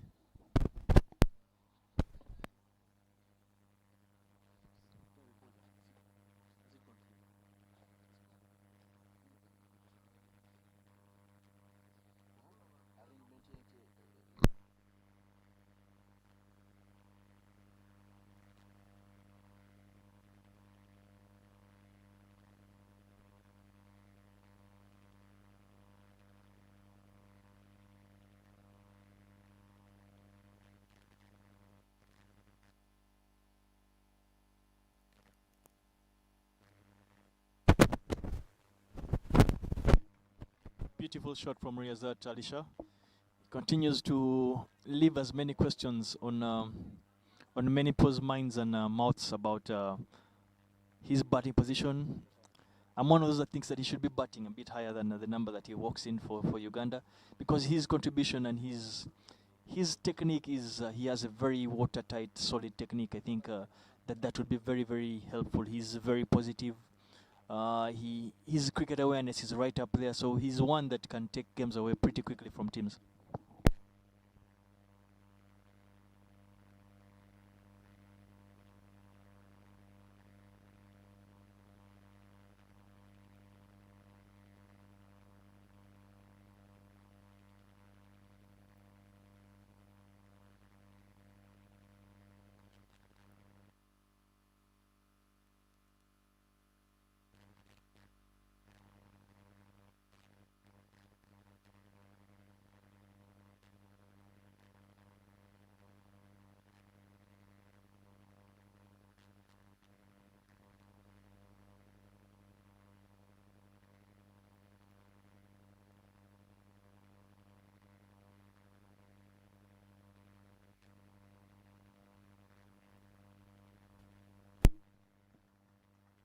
Gurdeep Singh is a top order batsman for Kenya, but he's a more than handy leg spinner. He bowls leg spin, but his leg spin is not as bad as many people think. He's one of those very underrated leg spinners, and just as many other leg spinners, he will drag some shot, but he has the ability to come up with a couple of those magic leg spin deliveries.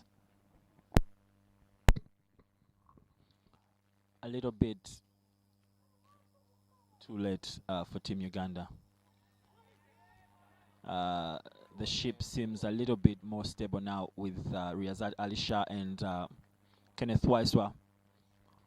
But there is more work to be done, and The pressure keeps to be mounting. The run rate keeps to be running away.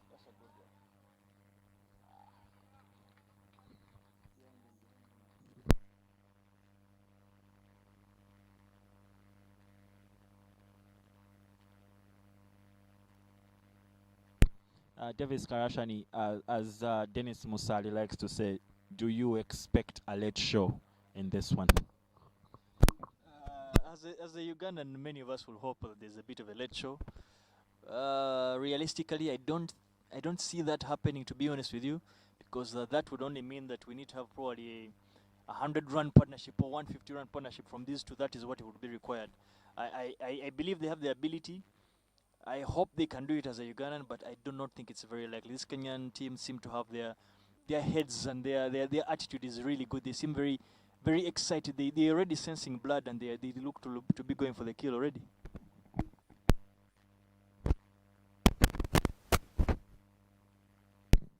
Yet to bat for Uganda is Fred Achalam, Bilal Hassan.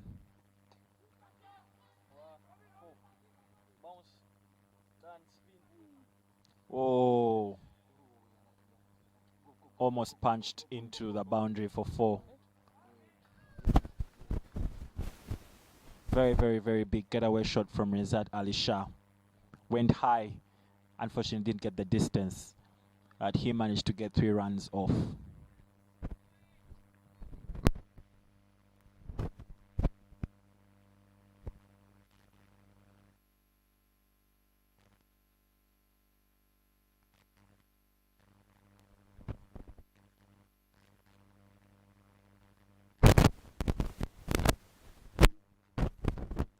I like the McCallum-like kind of captaincy, because Shemo Bado insists and still stays at second slip to try and make sure that he creates the attack and wicket-taking options for Kenya to try and see if they can seal this off as quickly as possible.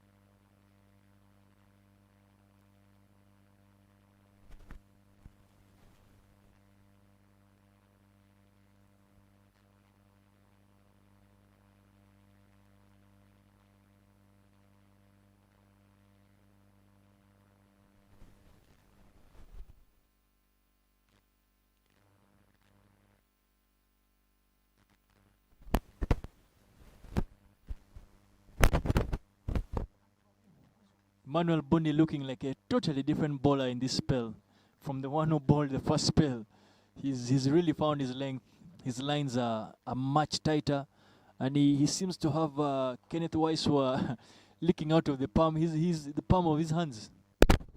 Well, definitely, he did eventually get Fraka Kwakwasa, right? And the shadow of his former self really is a force to reckon with as we speak.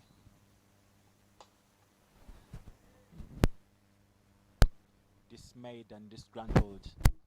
That shot from Kenneth Waiswa, destined for the ropes, stopped by Bundi. I think beautiful cricket all round, really, because good, beautiful in-swinger from Bundi. Good leaning forward from Kenneth Waiswa, driving the ball down the ground. But unfortunately, Emmanuel Bundi is able to field off his own bowling.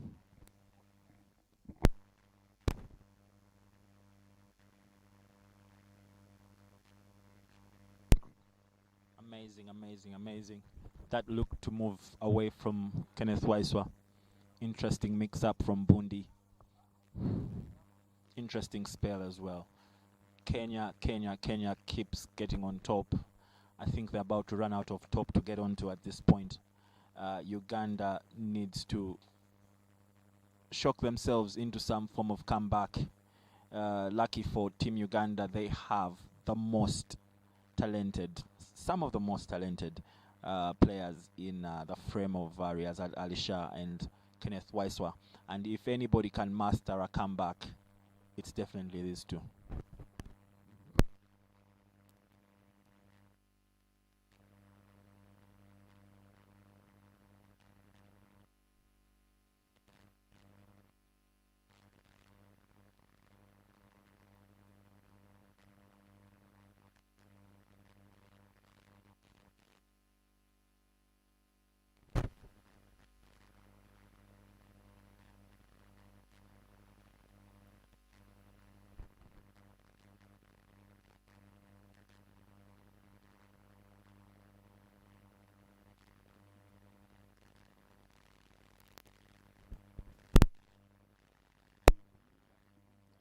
Gurdeep Singh, you utilizing the fact that Kenya are on top right now.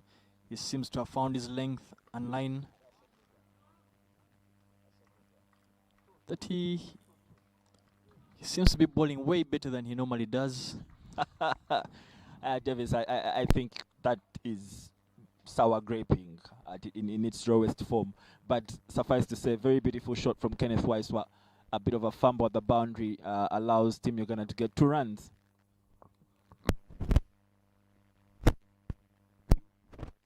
Donny, now you must not that you would know anyway, but there's a beautiful Oh this dear. is the beautiful time to bowl when you beat over your arrow on top. It's a great time to bowl because it allows you a bit of leeway. The batters are looking to survive, so you don't get punished as much as you probably ordinarily would have. I hear you. I hear you. You absolutely make a lot of sense. But you gotta give it up to to Team Kenya. They've built themselves up to this point, and I think they've earned the right to bowl trash and get away with it.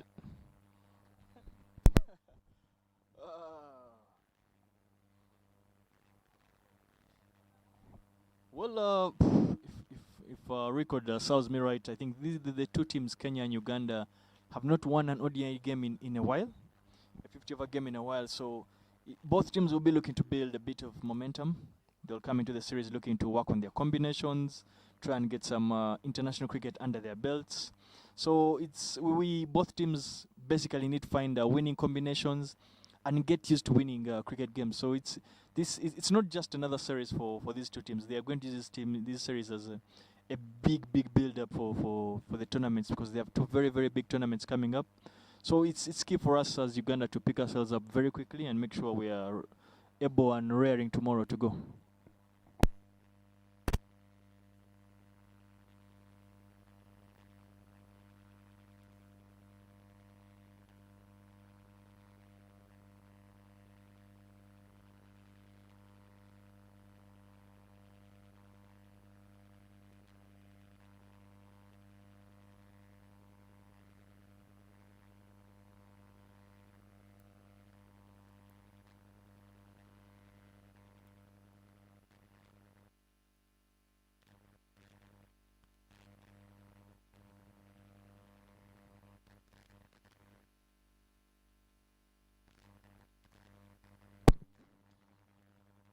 Survivor's tales from Razat Ali Shah just after Team Kenya removed the gully, and they will be returning a gully in the shape of Nelson Mandela.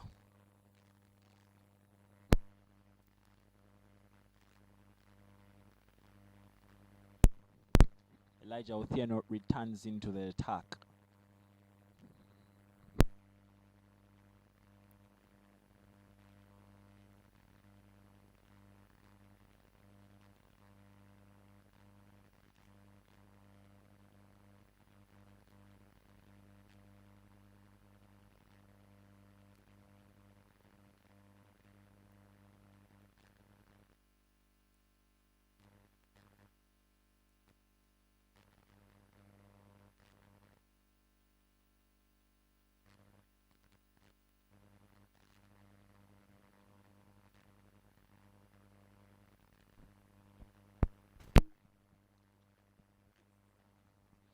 Well, I may not have the full exact statistic, but when you look at the Kenyan team on the field right now, when you count or accumulate the number of internationals that they have, vis-a-vis the ones that the Ugandan team might have had when they're on the field, you're going to find that the Kenyan team probably has double the number of international games played as a team, unlike the Ugandan team, and it has shown in you can see the cricketing ability of the Kenyan team that they have been able to assess the wicket pretty quickly and understand that there's been a bit of bounce and movement from coming for the pace bowlers from the Ginger Road end, that they seem to be getting most of their fast bowlers to try and come and operate from this end, and it has paid off massive dividends for them, something that we didn't pick out on.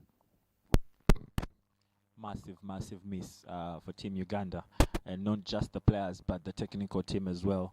And I think game reading of that level and of that quality is really crucial in getting results. So definitely Team Uganda, the technical bench and the team itself will have to play a much closer attention to the details if at all we're going to compete.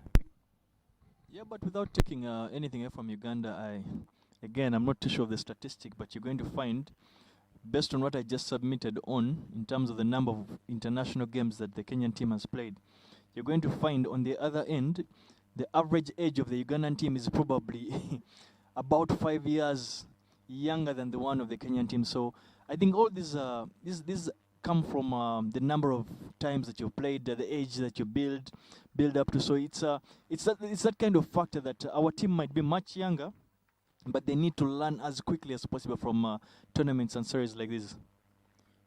And I guess at the end of the day, that's why we're having this kind of game, to pick up everything that we can in preparation of much more difficult encounters to come. Absolutely. That brings up the 100 up for Uganda.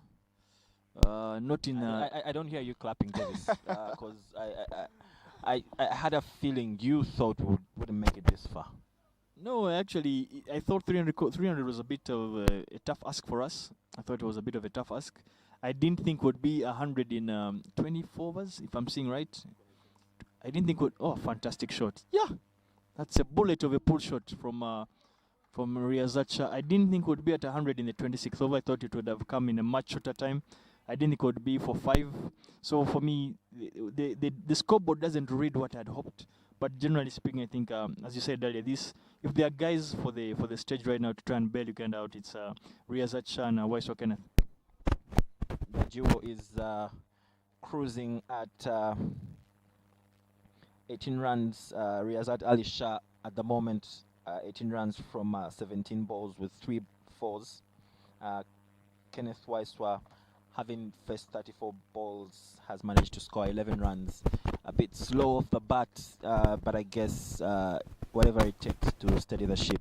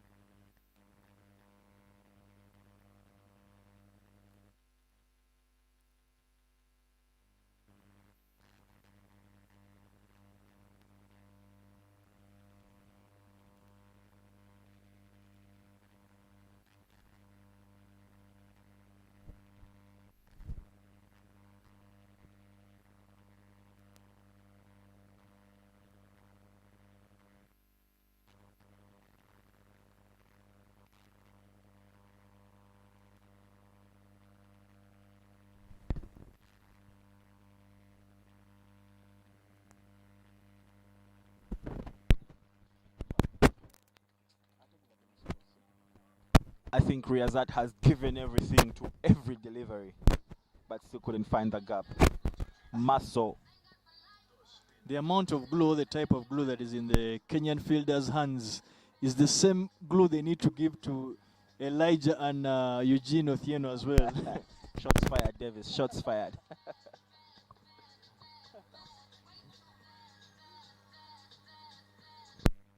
And Uganda currently, I wouldn't say cruising, definitely wouldn't be my preferred choice of word, but definitely going somewhat steadily with an urgent need to put the pedal to the metal.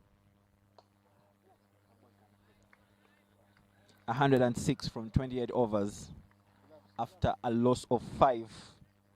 Kenneth Wiseau on strike, Rezat Ali Shah on the other end. What do you say?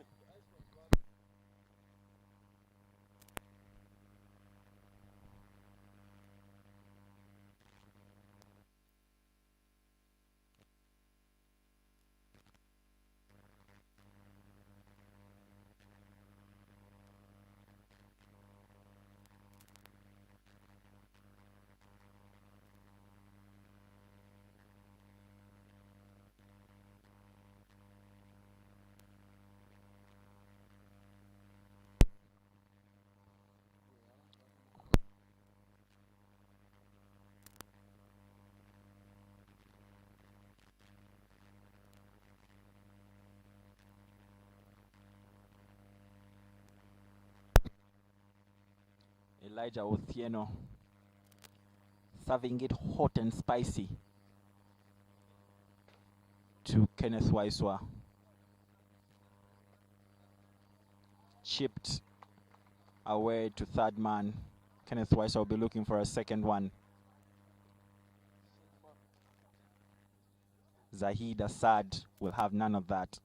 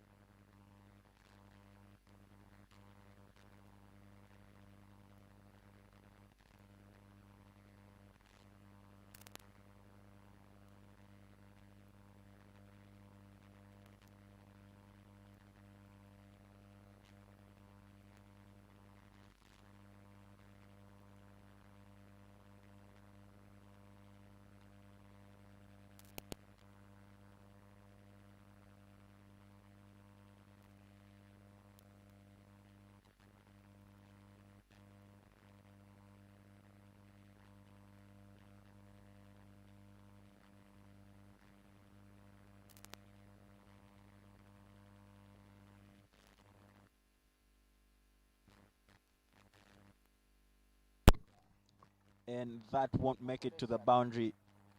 Very, very good stop from Bundi. Team Uganda will scamper away for 3 runs. Very, very, very, very happy Kenyan team applauding Bundi for his efforts. And Davis, I generally think Kenya, even with their fumbles in the outfield, have had an uncharacteristically better fielding output today. I think we're used to a much more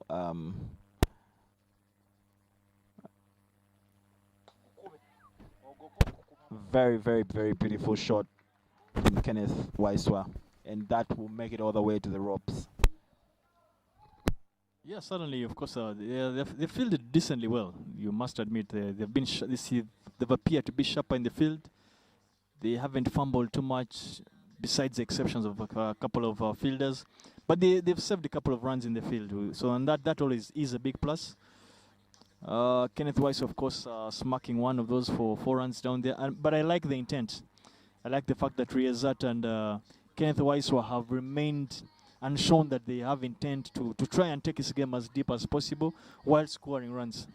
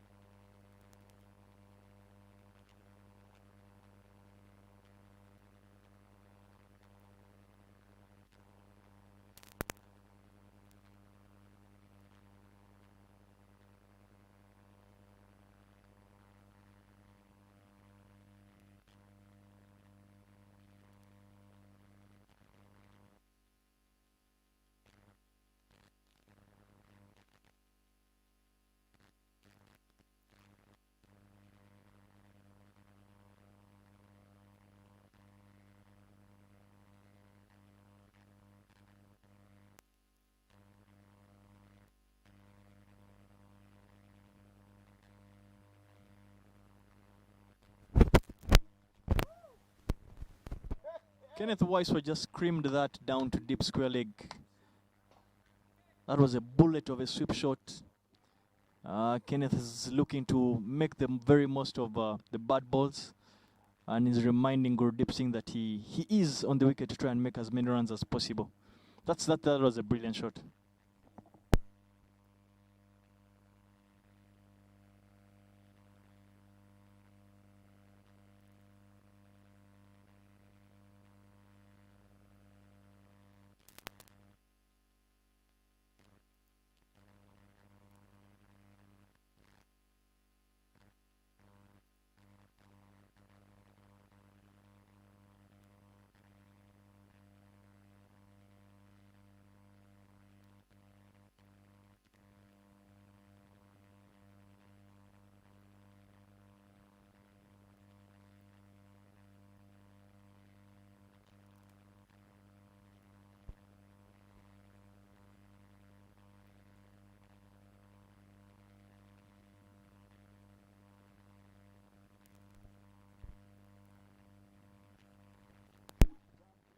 That's another beautiful shot. Back foot from Riyazat Chad. Manages to pierce the cover gap. Extra cover could only move a couple of steps to try and save that, but that was not going to happen. So there's a bit of a partnership that is being built. And as I had mentioned, for Uganda to have a chance, these two need to bat very, very long, and not just long. They need to keep this run rate going.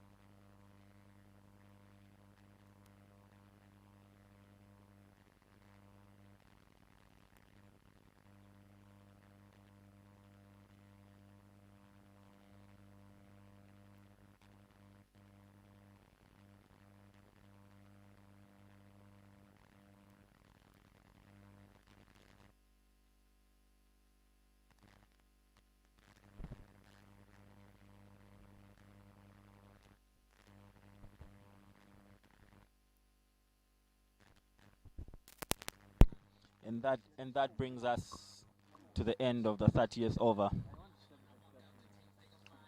Uganda is 127 for 5 with a skyrocketing required run rate of 9 runs per over. Davis, it keeps getting away and away and away and further away.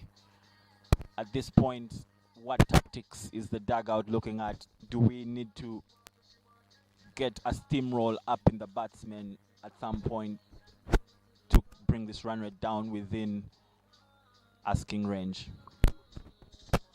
Donny, one of the biggest lessons I learned from the time I was under Coach Suji, Martin Suji, is he had a very big saying, and it was a huge mantra in our team, Fika Karibu. He always believed for you to have any chance of chasing down a total, you need to first of all get close. And by getting close, he meant that you needed to be on the wicket. Give yourself a chance. Be on the wicket. Move. You may not necessarily move at the 9 runs and over, but if you're moving at 7 and 8 and over, it gives you a chance to look up at the scoreboard as and when the time or the need arises, and you're probably looking, because teams of these days, teams and the quality of batters that we have today, they're able to chase down 60 runs in 40 balls. So you need to give yourselves a chance to be there at that point. So for me, the run rate should not be too much of a problem, because we are easily getting 7, 6 runs and over. So for me, if we can do that for another 10, 12 overs, the chase will be on. A beautiful slower ball from Nehemiah Odiambo. Absolutely fooled. Riyazat Alisha went in too early. Almost got it nicked out.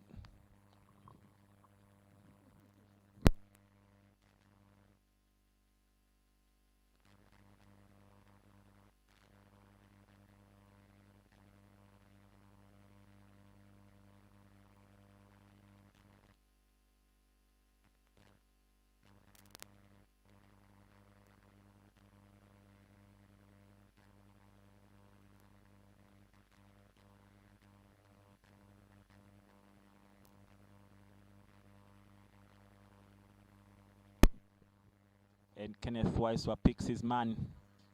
all the way down at fine leg. Short ball. You would call it an unfortunate dismissal.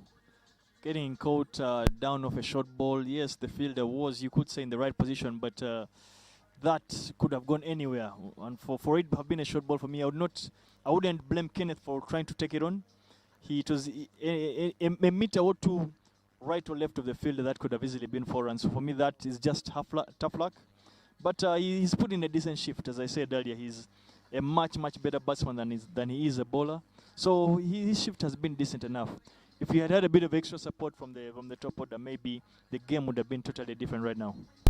And to your point, Davis, if indeed he is a much better bowler than a much better batsman than bowler, do you reckon he needs to bat much higher the order to try and probably have an impact earlier on in the game and give the team the basis and foundation that it needs to build an inning?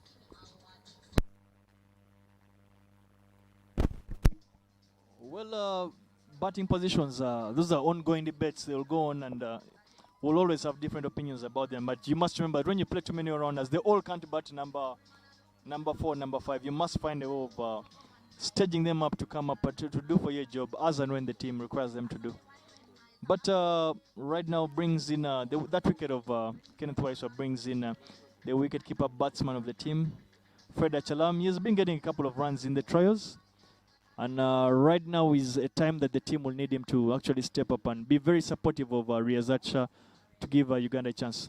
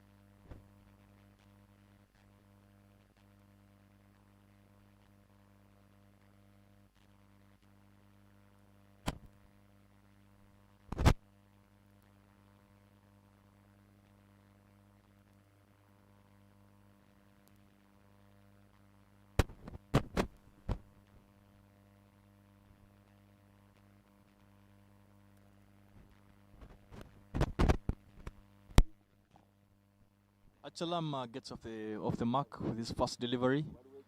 It's quick a single, but he finds its way down to third man and gets a single. He's off the mark. As I said earlier, his job will be pretty simple, to try and be as supportive as possible to Riyazat Ali Shah and make sure they can try and push his game as deep as possible. Definitely. Not an easy task. Beautiful shot from Riyazat Ali Shah straight through the ropes, being chased by Gurdeep and definitely found by Gurdeep. Uganda manages to get a couple of runs. The task ever daunting, Davis, ever daunting, with about 20 overs left in this encounter. What is to become of Uganda's fate?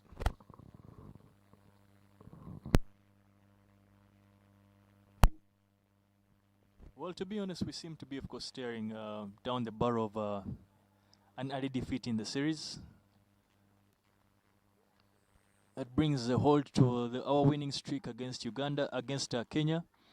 But it's one, for me, I believe there should be lessons that are picked up and people learn very quickly. There's not a long turnaround time. The same teams take to the same field tomorrow to come in for the second ODI. So there will be lessons that they must be taken and learned pretty quickly. So tomorrow we have a much better showing from the Uganda side.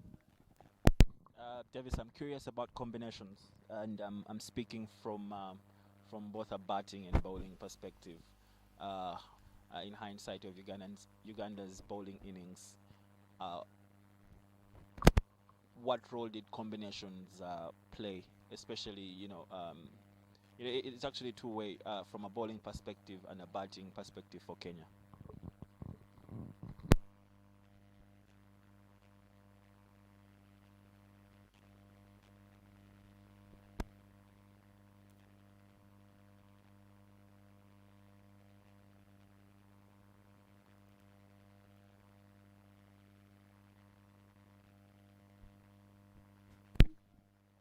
Freddie gets another single. So Freddie is moving at a strike rate of 100. That's he has 2 of 2.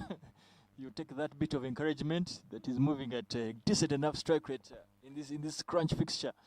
But really, as you talked about combinations on either end, I thought, of course, the Ugandan side lining up today. We lined up with just one spinner in Senyondo Hen, one specialist spinner, while the other two that bowled spinner all-rounders, batting all-rounders. So that may be something to consider, considering the spinners did a much better job than the seamers. So that is something to consider. Either they go in with two specialist spinners. Gerard Moberu is in the squad. He is a specialist and a spinner, but importantly he's a left-arm spinner. If that dimension could come in, maybe it worked beautifully for us today as Senyondo bowled, and you can see Shemo Bado again continuing to ask fantastic questions of the Ugandans. So that is one of the maybe combinations that they'll be looking to think about and tinker.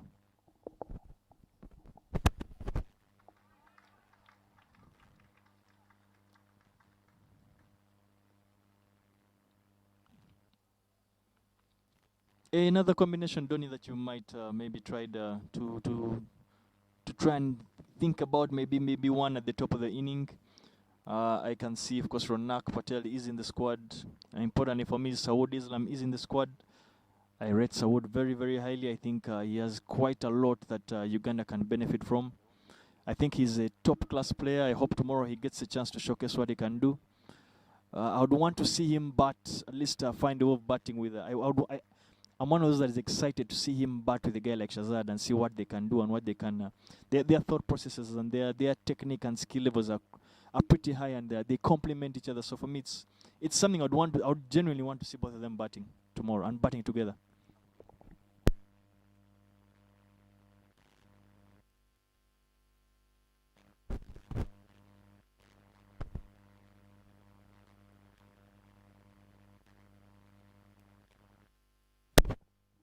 Good over for Uganda, milking a couple of singles there just to make sure that they keep the scoreboard ticking. I think that is very important. They can't afford to just go numb.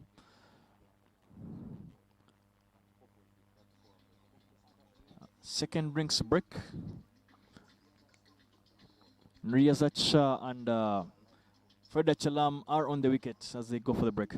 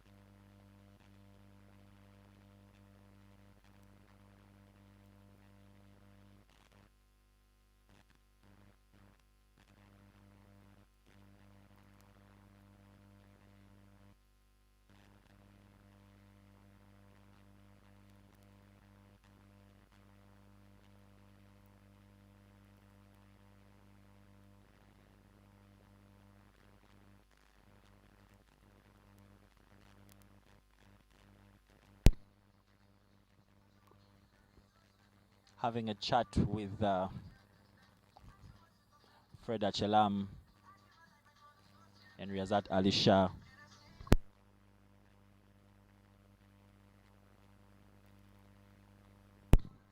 Is Sawood Islam.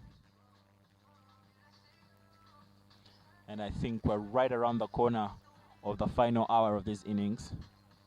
I believe this is the second and final water break.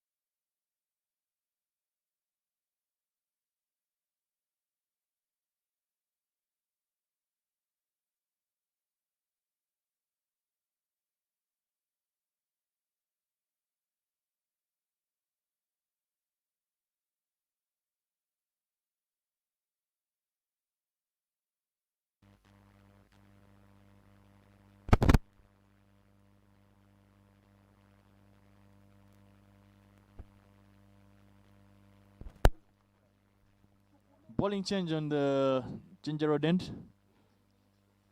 Zahid Abbas takes his end, will bowl off spin.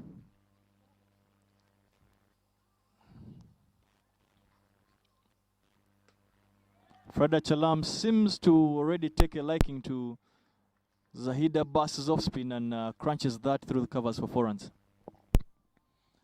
So, well, I would be one of the first people to raise my hand with some doubts as to.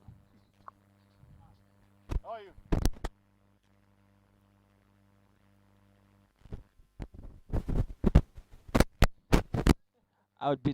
I'll be one of the first people to raise my hand up as to testify for Fred Achelam's batting acumen, and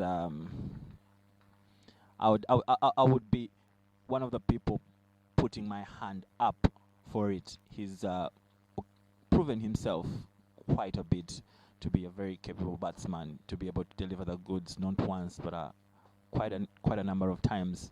And again, Davis, to keep this conversation going, and I think I asked you a question earlier, as a wicket keeper for Uganda, Fred Achelam batting this late is quite controversial in my opinion, given that he literally faces a lot of bowling behind the wickets even before he bats.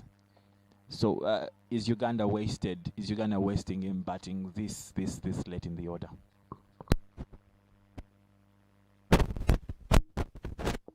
Well done, interesting question, but for me to go straight to, let me stick to the principle and basically trying to understand largely the modern game, without speaking about the person of Achelam Fred.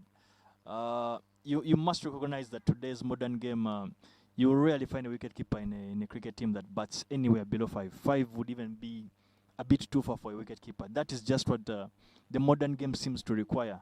So Fred Achelam comes from a bit of the older school of cricket, whereby he's a wicketkeeper that unfortunately bats after 5. Today he has walked in at about 8. 8 is a bit too far for a wicketkeeper in today's modern game. So for me, I feel that is a bit of a challenge. To give himself a chance, he needs to work his way, needs to work so hard to find his way back into the top 5 in the lineup. However, the top 5 of the Uganda lineup seem very, very, very compact and very tight. So he needs to work times 10 to get into the top 5.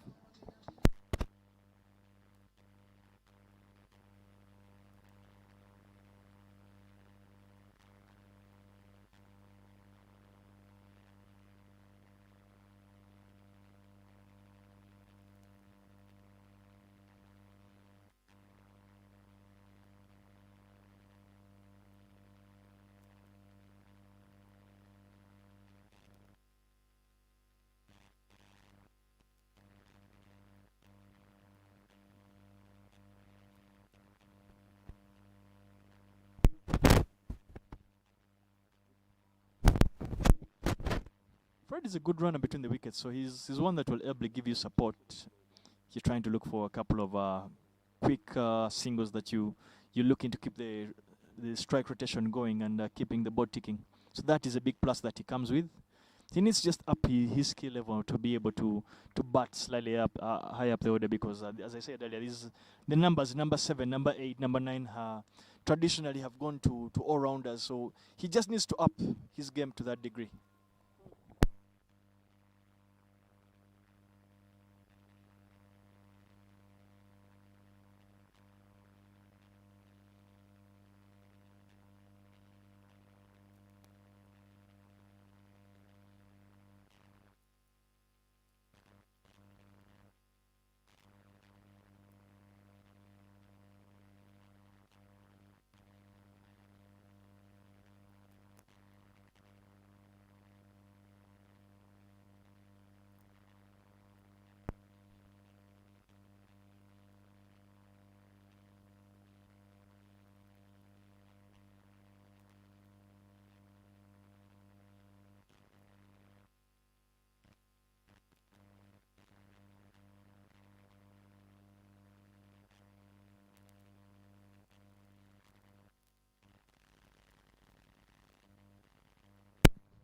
I think Achelam has always been a prisoner of his bottom arm. On very rare occasions has he been able to play on the offside of things.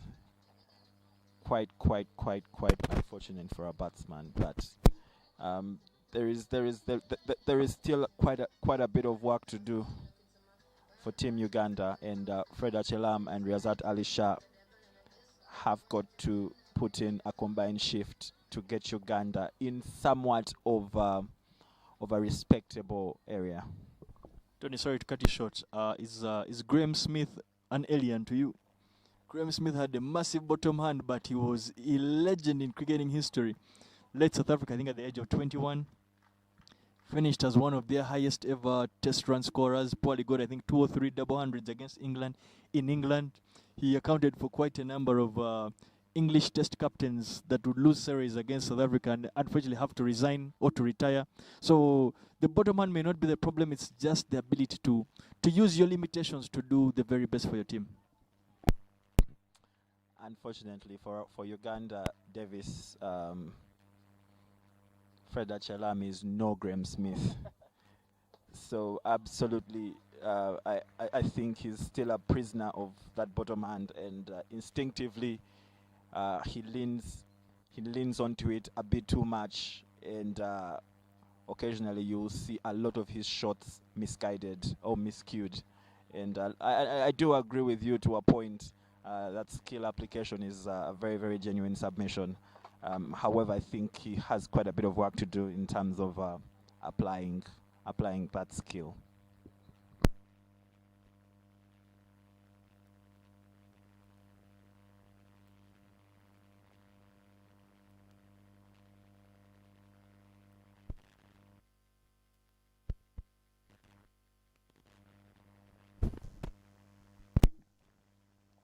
Well, must take it that the Kenyan fielders are all hanging on the 30 yard, so maybe the option of a single, but it is tactical that it's tactical from the Kenyans. They seem to be hanging on the 30 yard to avoid licking the boundary of Achelam's bat.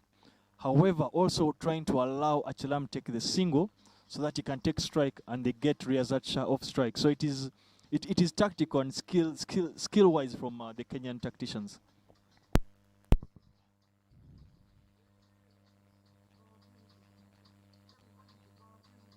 Interesting submission, Davis. Very interesting submission. And now that you actually mention it, it makes so much sense. Even from a layman's perspective. I wonder though, Davis, I just had the Uganda dugout clapping. Do we have a 50?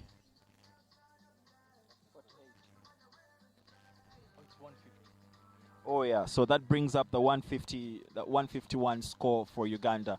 And I did mention to someone earlier on that Uganda was going to leapfrog to 200 runs. I did actually expect perhaps a 250 if we're ever going to get into the region of this chase. So another 50 runs from Team Uganda just to get into a reputable score of sorts.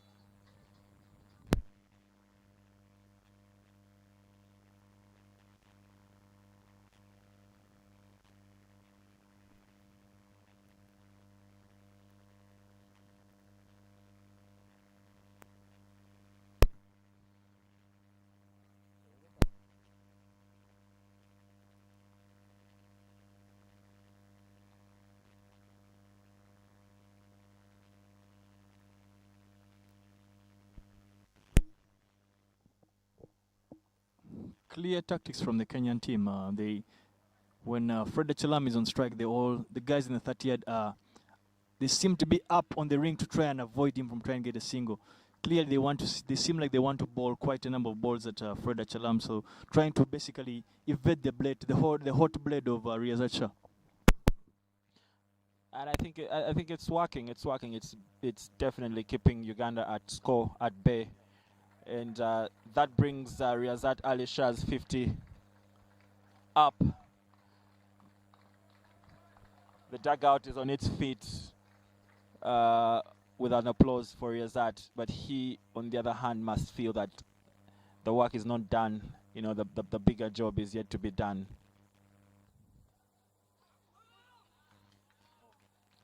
Slog sweep from Achelam. Very, very well fielded. Again, the Kenyan fielding coming to party here and to Uganda's dismay.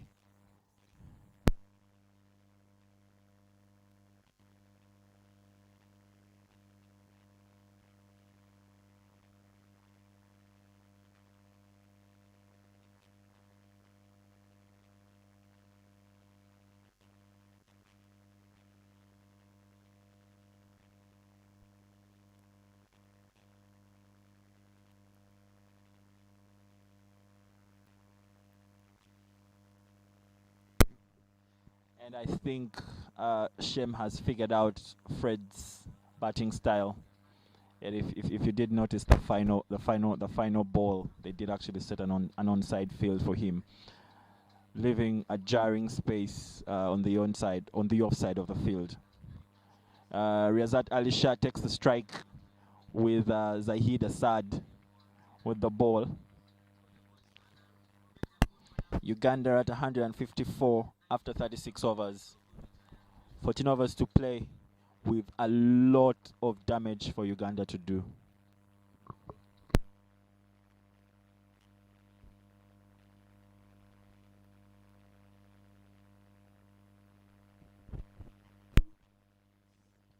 Stumping chance missed by Irfan Karim. Because Irfan Karim is a very, very, very good wicketkeeper. He will be disappointed with that. But again, the 50 from Riyazat Shah continues to louden the debate about whether he should be batting number 7. Many of us feel that he could be batting at least a number or two a bit too low. So it is a consideration. It is something that the think tank will have to sit down and think about.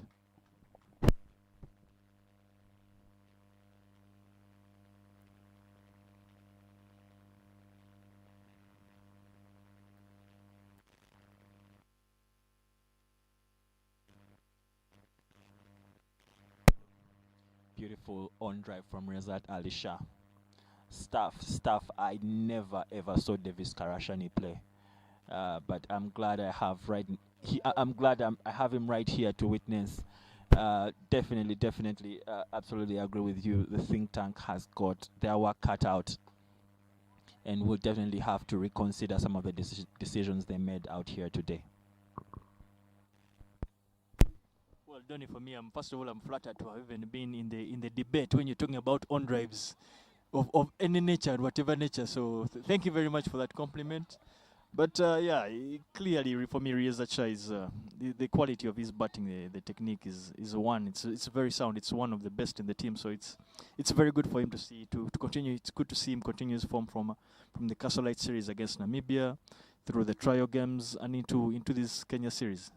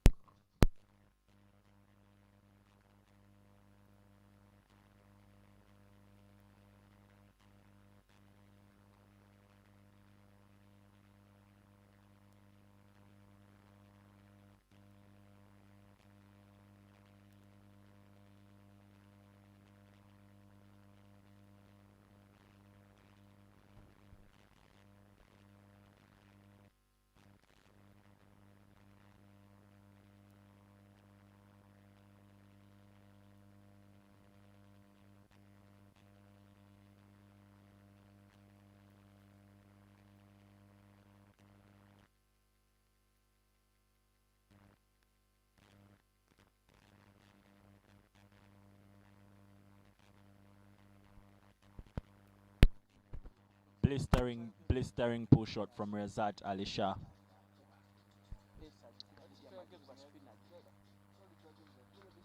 Much needed boundary for Team Uganda.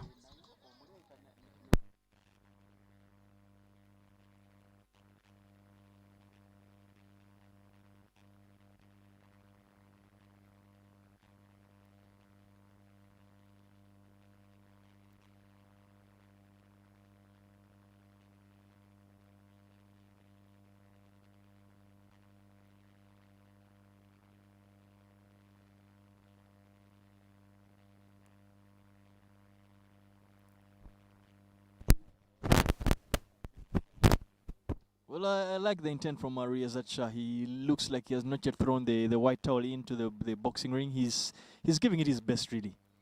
And that is something that is very good. Because he's picking up the odd boundary here and there, but he's still also aware about the fact that he needs to rotate the strike. So he's giving himself a chance, and he's continuing to build up from going into the next series. And with about 13 overs left to play, Davis, I think he's well on, and at this rate, he could get his team about 50 runs from 5 overs. That is not off the cards, really.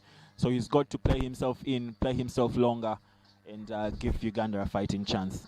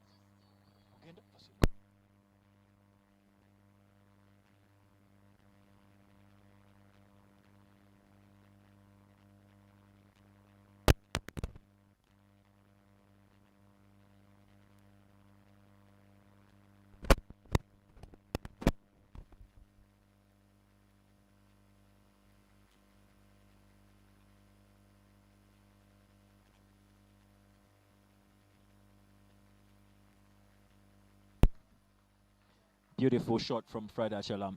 Cut it very surgically to get Uganda yet another boundary. Boundaries are stacking up, but perhaps a little bit too late. Run rate still steadily at about 9 required per over.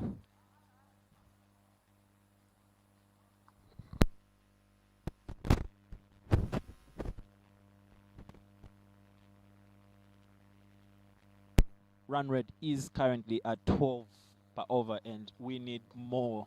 Uganda needs a lot more than a single boundary every over to get back into the game. 140 runs required from 70 balls.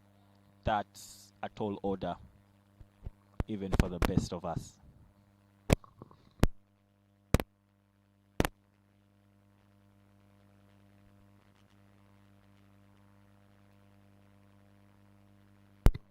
Davis, I think you'd agree Team Uganda is shifting gears.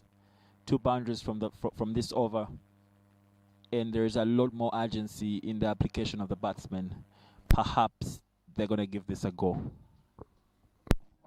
Well, I think for me it's good to see that there's a never give up kind of attitude, because they know, as I said earlier, the team is here to try and not just to take it as practice, but they're trying to win the game. So for me, that is good. It's encouraging to see that they still want to win the game. They're going to try their luck.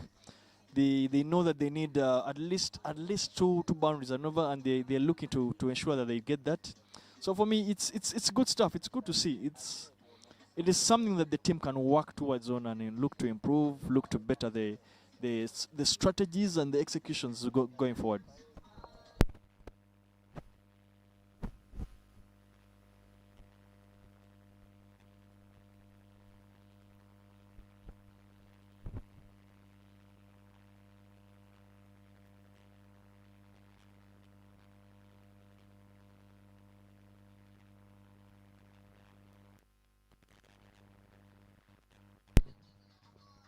I think Davis, maybe something for the fans to really be proud of.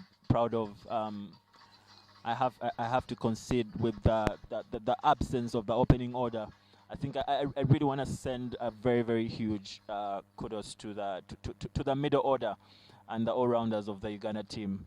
I can't imagine how this team would perform with when actually the early order fires.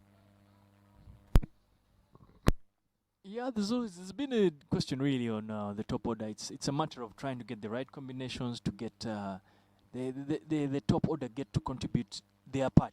If they can do so, the belief is that we should be able to get quite a number of runs going forward. And we got a bit of the same challenge when we played the Castle Light series against Namibia, and unfortunately, in the first game of this series, that hasn't happened. We haven't managed to show that that has been rectified. But going forward, for me, it is an area that we need to really, really sort out and sort out pretty quickly because we have big tournaments coming up for thick and fast. Oh, cheaply. Cheap giveaway from Fred Achelam. Absolutely misjudged that, and Achelam Fred is no more. Wicket for Team Kenya. Zahid Abbas with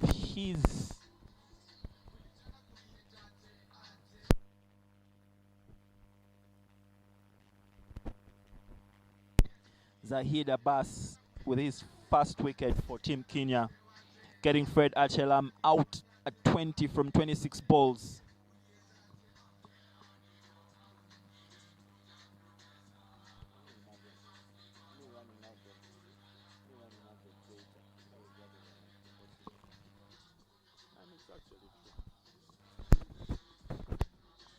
That brings the end of Fred Achelam. He's caught and bowled off Zaid Abbas. That seemed to be one of our last words of defense. It's the last recognized batter, meaning Bilal Hassan walks into bat at number 9 as one of our last people that can really hold a bat to try and go after the total. The guys that are left are guys that will certainly look to try and support. They may not be as good enough in terms of the stroke play, but Bilal Hassan will just, again, for me, the instructions should be simple. Try and give Riyazat a bit of support, but not just support, but Bilal Hassan will have to get some runs from his bat as well. Davis, do you think Riyazat Ali Shah is beginning to feel lonely out there? In a way, sir, he must be feeling a bit lonely. That's the challenge that comes with being the last recognized out-and-out batter, because you're forced to build a skill of learning to bat with a tail. It is not an easy skill to build because you need a tail that can actually hold their fort, and not just hold fort as the game requires today. This particular game, it's a game whereby even the person that is holding fort needs to score runs, and not just score runs, but score them quickly.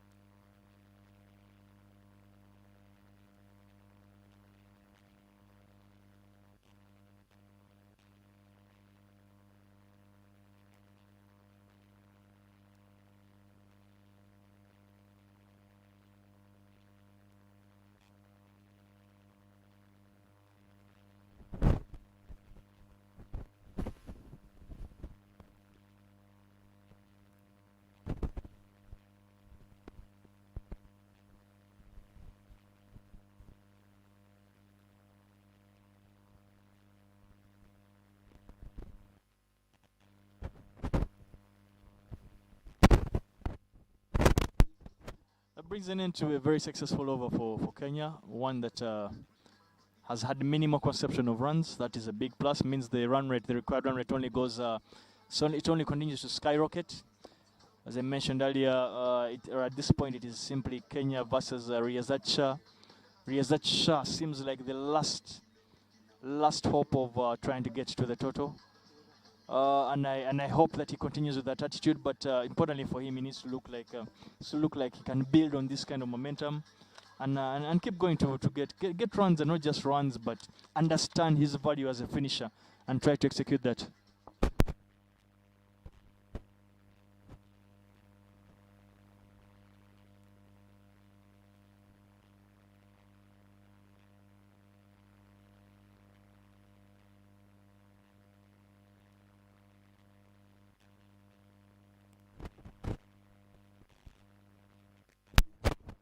Bowling change from the Ginger Road end.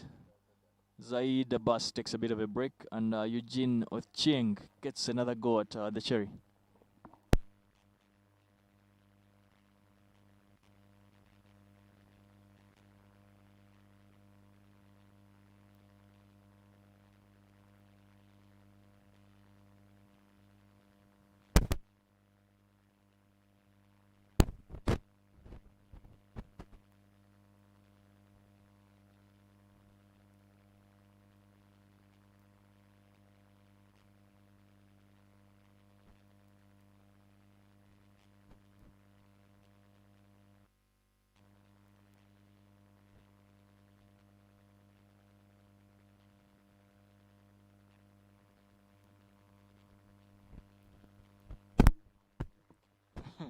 Bilal Hassan is off the mark. He clips that off his pads and smacks it down to the square leg boundary, picking up a 4.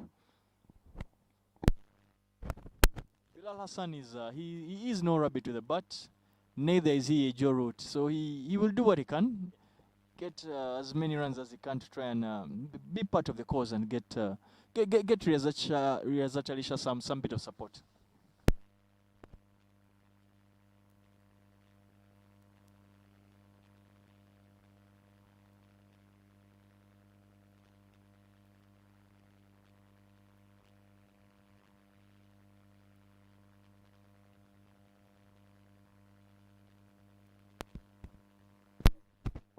Back-to-back falls from Billy, as he is locally known. Picks up another boundary there, and again seems to be favoring the backward of square leg boundary, and that's where he smacks or flicks that one to fine leg boundary. So Eugene concedes two back-to-back boundaries at this stage.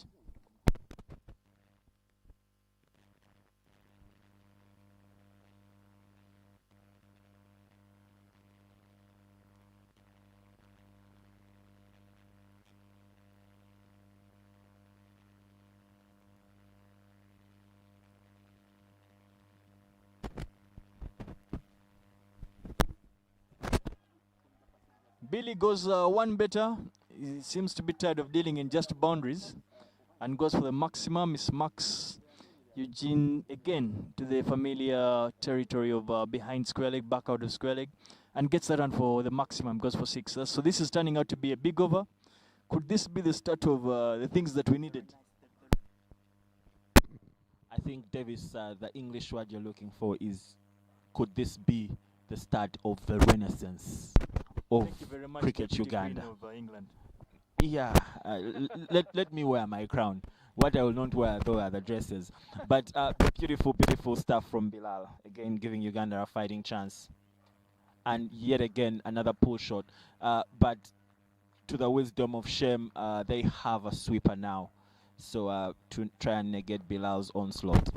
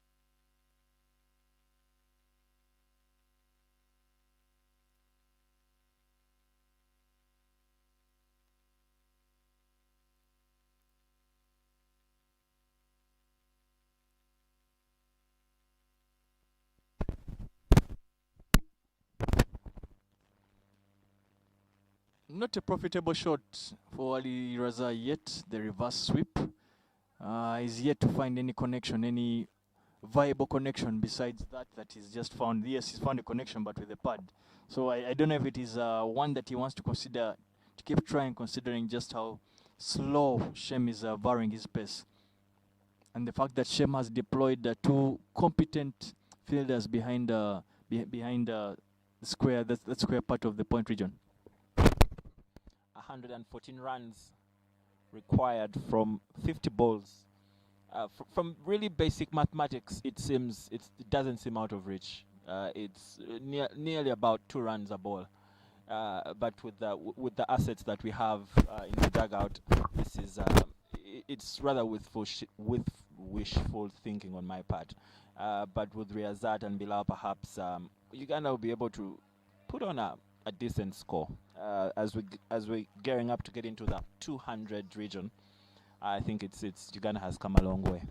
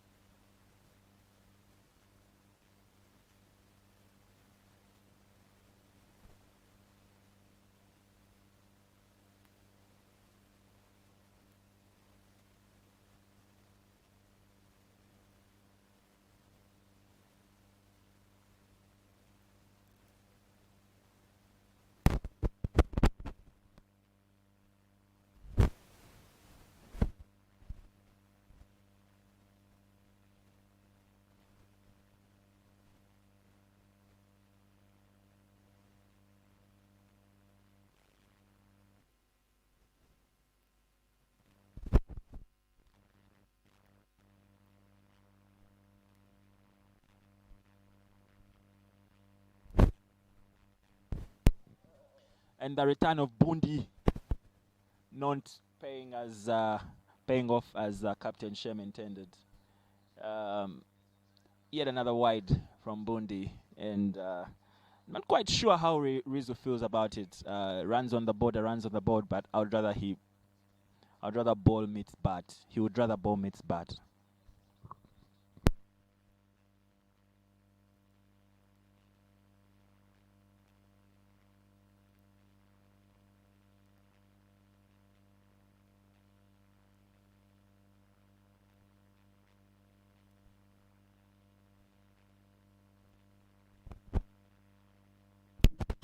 Third spell for Bundi Emmanuel.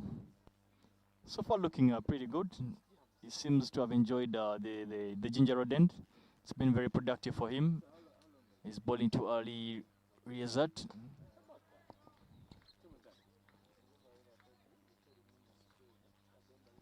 That's hit down to long off, but ably collected by Shemobado, who seems to have taken a bit of a hit on his knee. That brings Bilal Hassan on strike.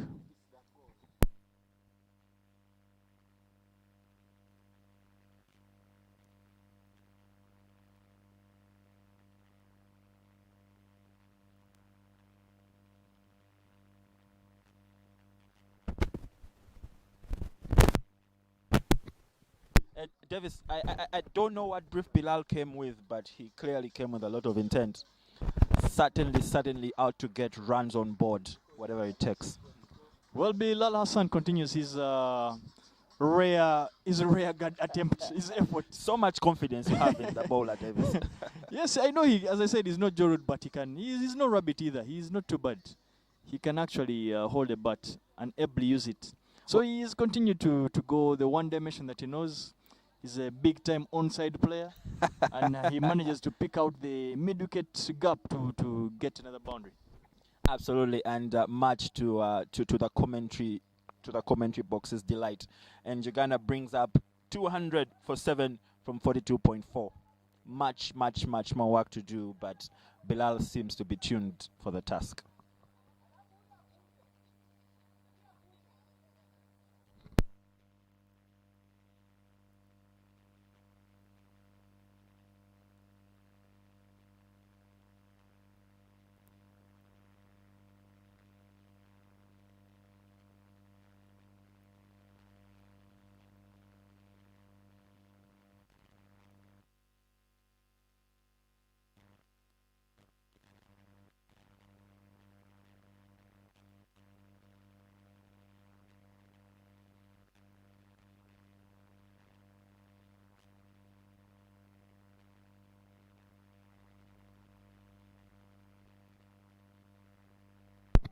Davis, we have a question on the chat, or more of an engagement to be honest, and it's from Hubbard Bushara. Thanks for the chat, Hubbard. Uh, Hubbard is saying Coach Mahatlin could still win the next two games in the Derby series if he gets his batting and bowling player combinations right, as he still has a sizable crop of 20 players to pick from. Davis, do you think this is wishful thinking from Hubbard, or does the coach actually have a chance? No, I don't think it's wishful thinking at all. By this morning, really, going by the track records of the two teams and their recent past, Uganda were favourites to not just win this game but win the series. So obviously the resources that Uganda has in this particular case, Coach Lawrence Matlani, he's not short of resources. The resources are available. Fortunately for him, majority of those resources are seated right in his dugout.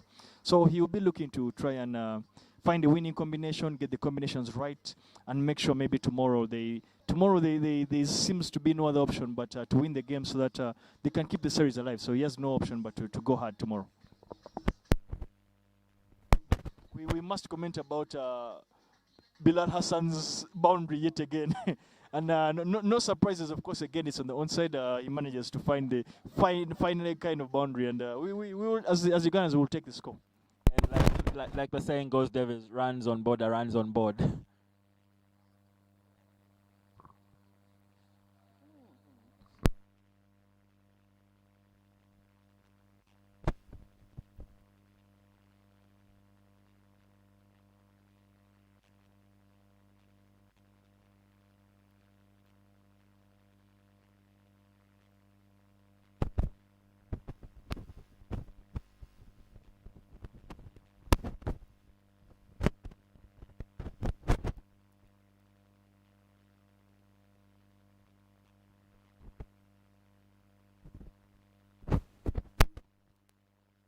That's a big wide from Elijah. Clearly, you can see the plan and the intent from him is to try and slow it down as much as possible. He's bowled quite a number of slower balls in this spell of his. This is probably his third spell. But the intent from the Kenya side is clear. The fielders in the ring are hanging on the 30 yard itself. They're looking to allow Ariaza to take the single while look to try and bowl as many balls to Bilal Hassan. However, Bilal Hassan is striking it. He's hitting it pretty well, regardless of where they are going, whether they are inside edges. He's hitting it to the boundary and keeping the ball ticking.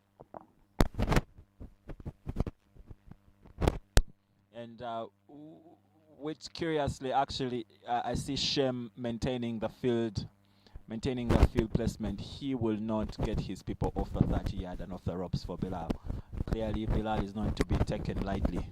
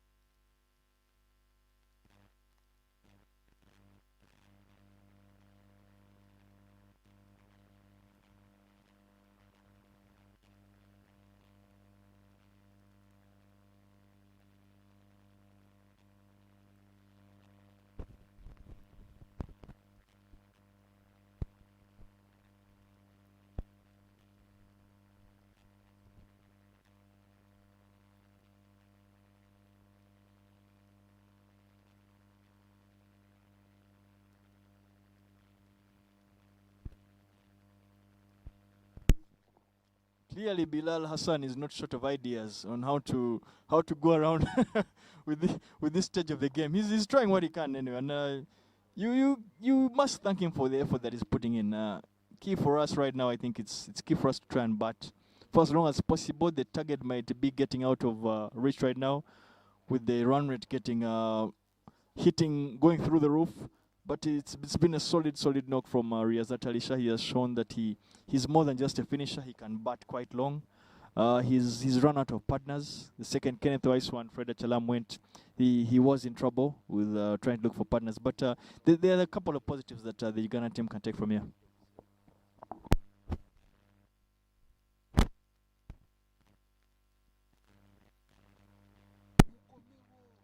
Here comes Bundi from the Ginger Road end.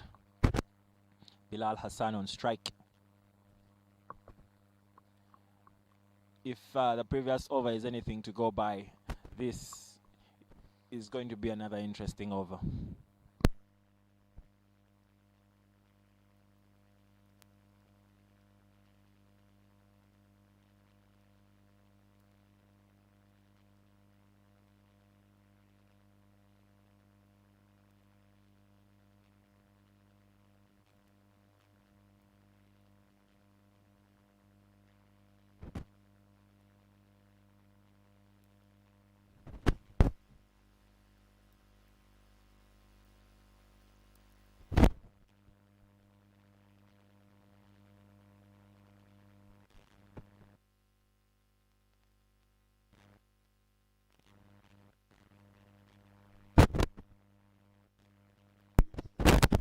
That brings an end to a very interesting cameo from Bilal Hassan. And in comes Hash Panchal. He's no rabbit either with the bat. He's going to face his first ball in a Uganda shirt. So we wish him the very best. But clearly Kenya are closing in their first victory against Uganda in quite some time.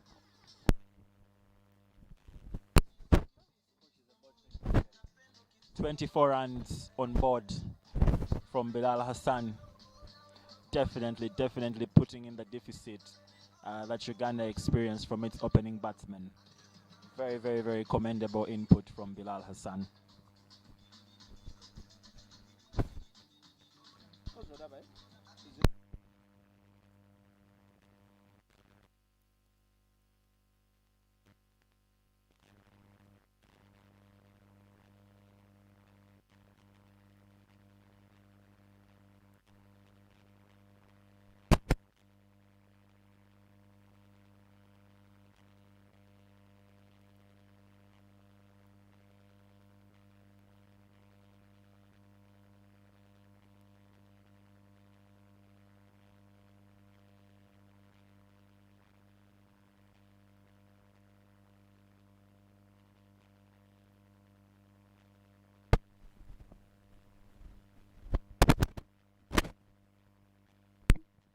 That's a narrow escape from Hash Panchal. Very fortunate not to have been run out without facing a single delivery. But yeah, another single for Riyazat. First ball up for Hash Panchal. As I said, for me, importantly is the solid knock that Riyazat Alisha has put in. It's shown that he has the temperament to bat long, and bat long at times when run rates could be skyrocketing. I think he has done his part. He's probably the biggest positive for me today. I want to believe he'll go to sleep thinking about his bowling. His bowling wasn't anywhere close to what we know it to be like. So he will not be very happy with his contribution today. But the second inning, as a batter, he has done his part.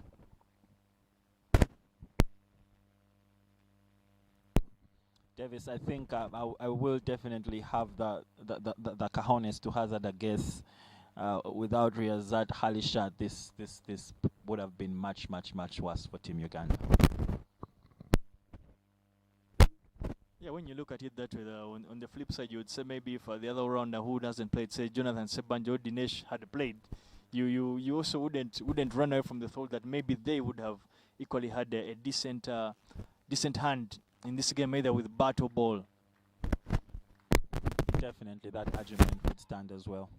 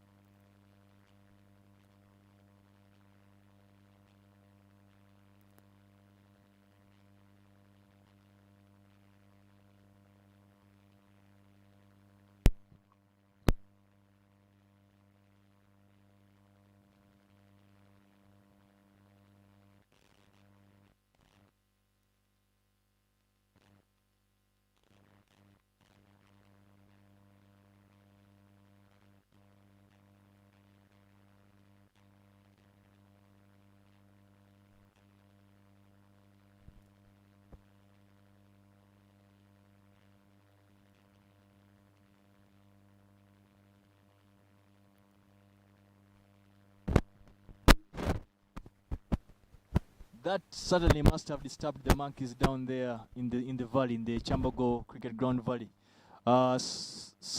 Dashing hit by Riazat Alisha, just showing you a bit of how he can flex his muscles as and when the need arises, and he hits Bondi for a huge maximum. Undoubtedly the biggest hit of the day.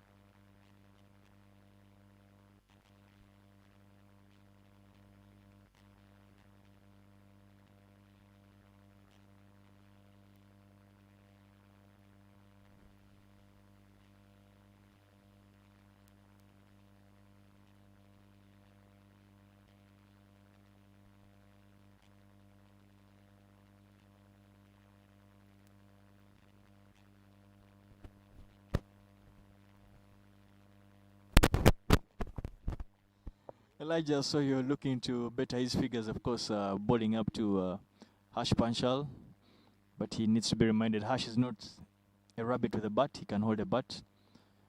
But Kenya will be looking to try and wrap this up to try and get some early rest as they prepare to come through tomorrow. And yep, Elijah succeeds in getting Hash Panchal, picks up his first wicket, I think, of the series. And that brings an end to Hash Panchal's debut. Not a memorable debut for him, but one that he'll need to quickly learn from.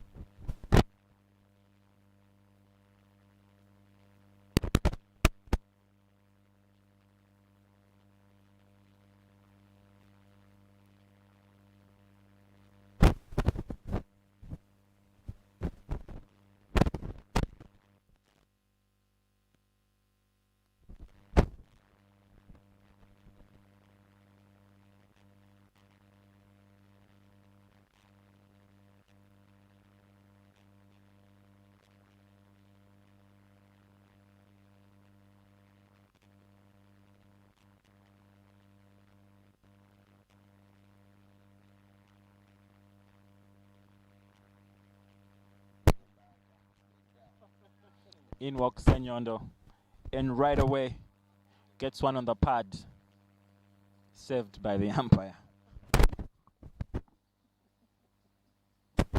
Kenya will be looking to wrap this up go for an early shower, and as I said, and try to prepare or get ready for tomorrow's game, because they'll expect Uganda to come back much harder and stronger to try and level the series. Yeah, Davis. So as we wrap this up, can we? Shot from Can Master we- Wong.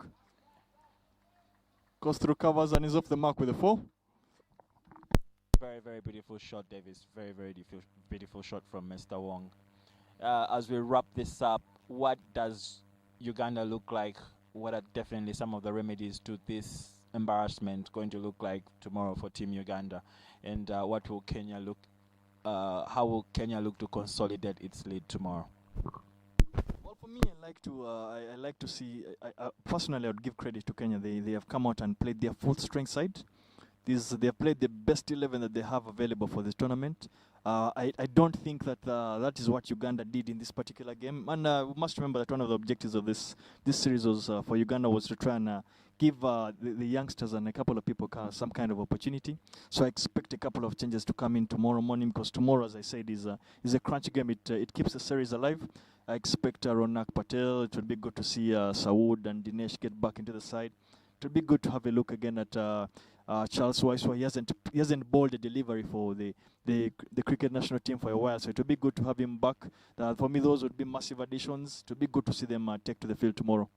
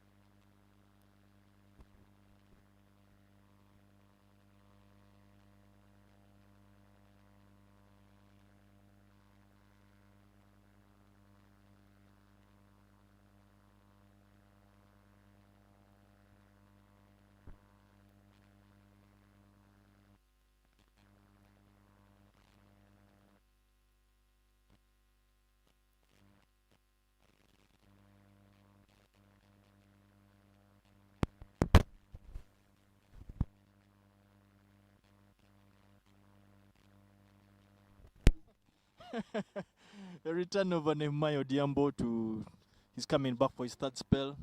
The plan would be obviously clear to try and wrap this up, try and wrap up the tail. Unfortunately, he's up against a blazing hot Riyazat Shah.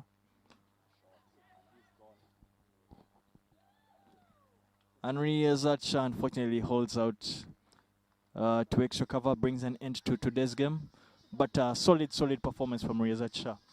And yet again, Henry Senyondo knocks up yet another not out for Uganda. But Customary Henry Senyondo. exactly. But yeah, Kenya will enjoy this win.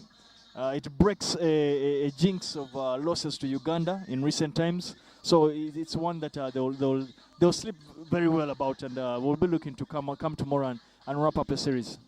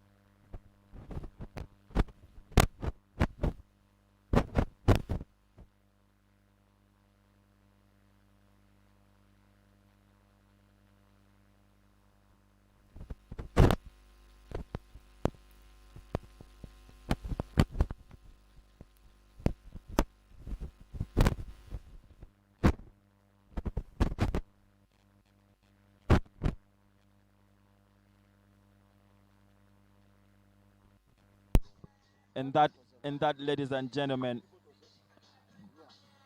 Aneda.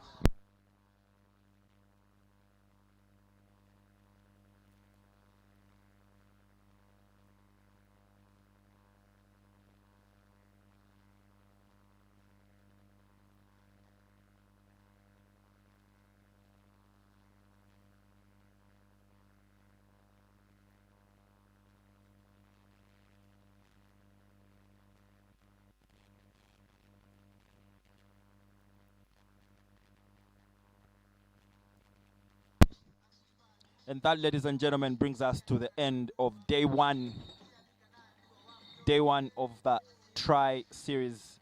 Kenya against Uganda in the Derby Trophy, and Kenya win by 78 runs. Very, very worth mentioning for the Kenyan side is Alex Obanda 73, Ifan Karim 72, Nelson Odhiambo 38, and Shem Goches 24. A collective effort to bring Kenya to a 307 run lead. For Team Uganda, very, very, very, very gutsy but short of the required effort. Shazad Kamal coming out of what Davis will not call retirement, but very close to a sabbatical, and managed to score 14 runs off 26. While he looked in shape, it was barely enough to see Uganda to victory. Arnold Otwani, very, very premature in his application and was out, caught behind for just a meager 2 runs. Simon Sesazi didn't give any trouble to the bowlers, was in and out, quick like... I'll bite my tongue. Franka Kankwasa, a revelation for Uganda cricket, really. And once again, putting his hand up to tell everybody and the selectors that when you do actually trust in the young, they deliver. Brian Masaba, very, very short as well. And the captain failed to lead from the front. Definitely didn't have his work cut out, and will have to dig deep to change things in tomorrow's encounter. Kenneth Waiswa, gutsy again, 24 or 44 balls. He did put in his time in a partnership with Riyazat Ali Shah, who managed to put out 74 runs for Team Uganda. Fred Achelam and Bilal Hassan, a combination that tallied about 46 runs at Uganda's tail end of the innings. Thank you so much for tuning in. We'll see you again on this very link tomorrow, same time, 10 a.m. bright and early. The rainmakers, please put in a night shift. Would like to wake up to a very, very dry and fit for playground. From myself, Adonia Waibale, and Davis Karashani, adios.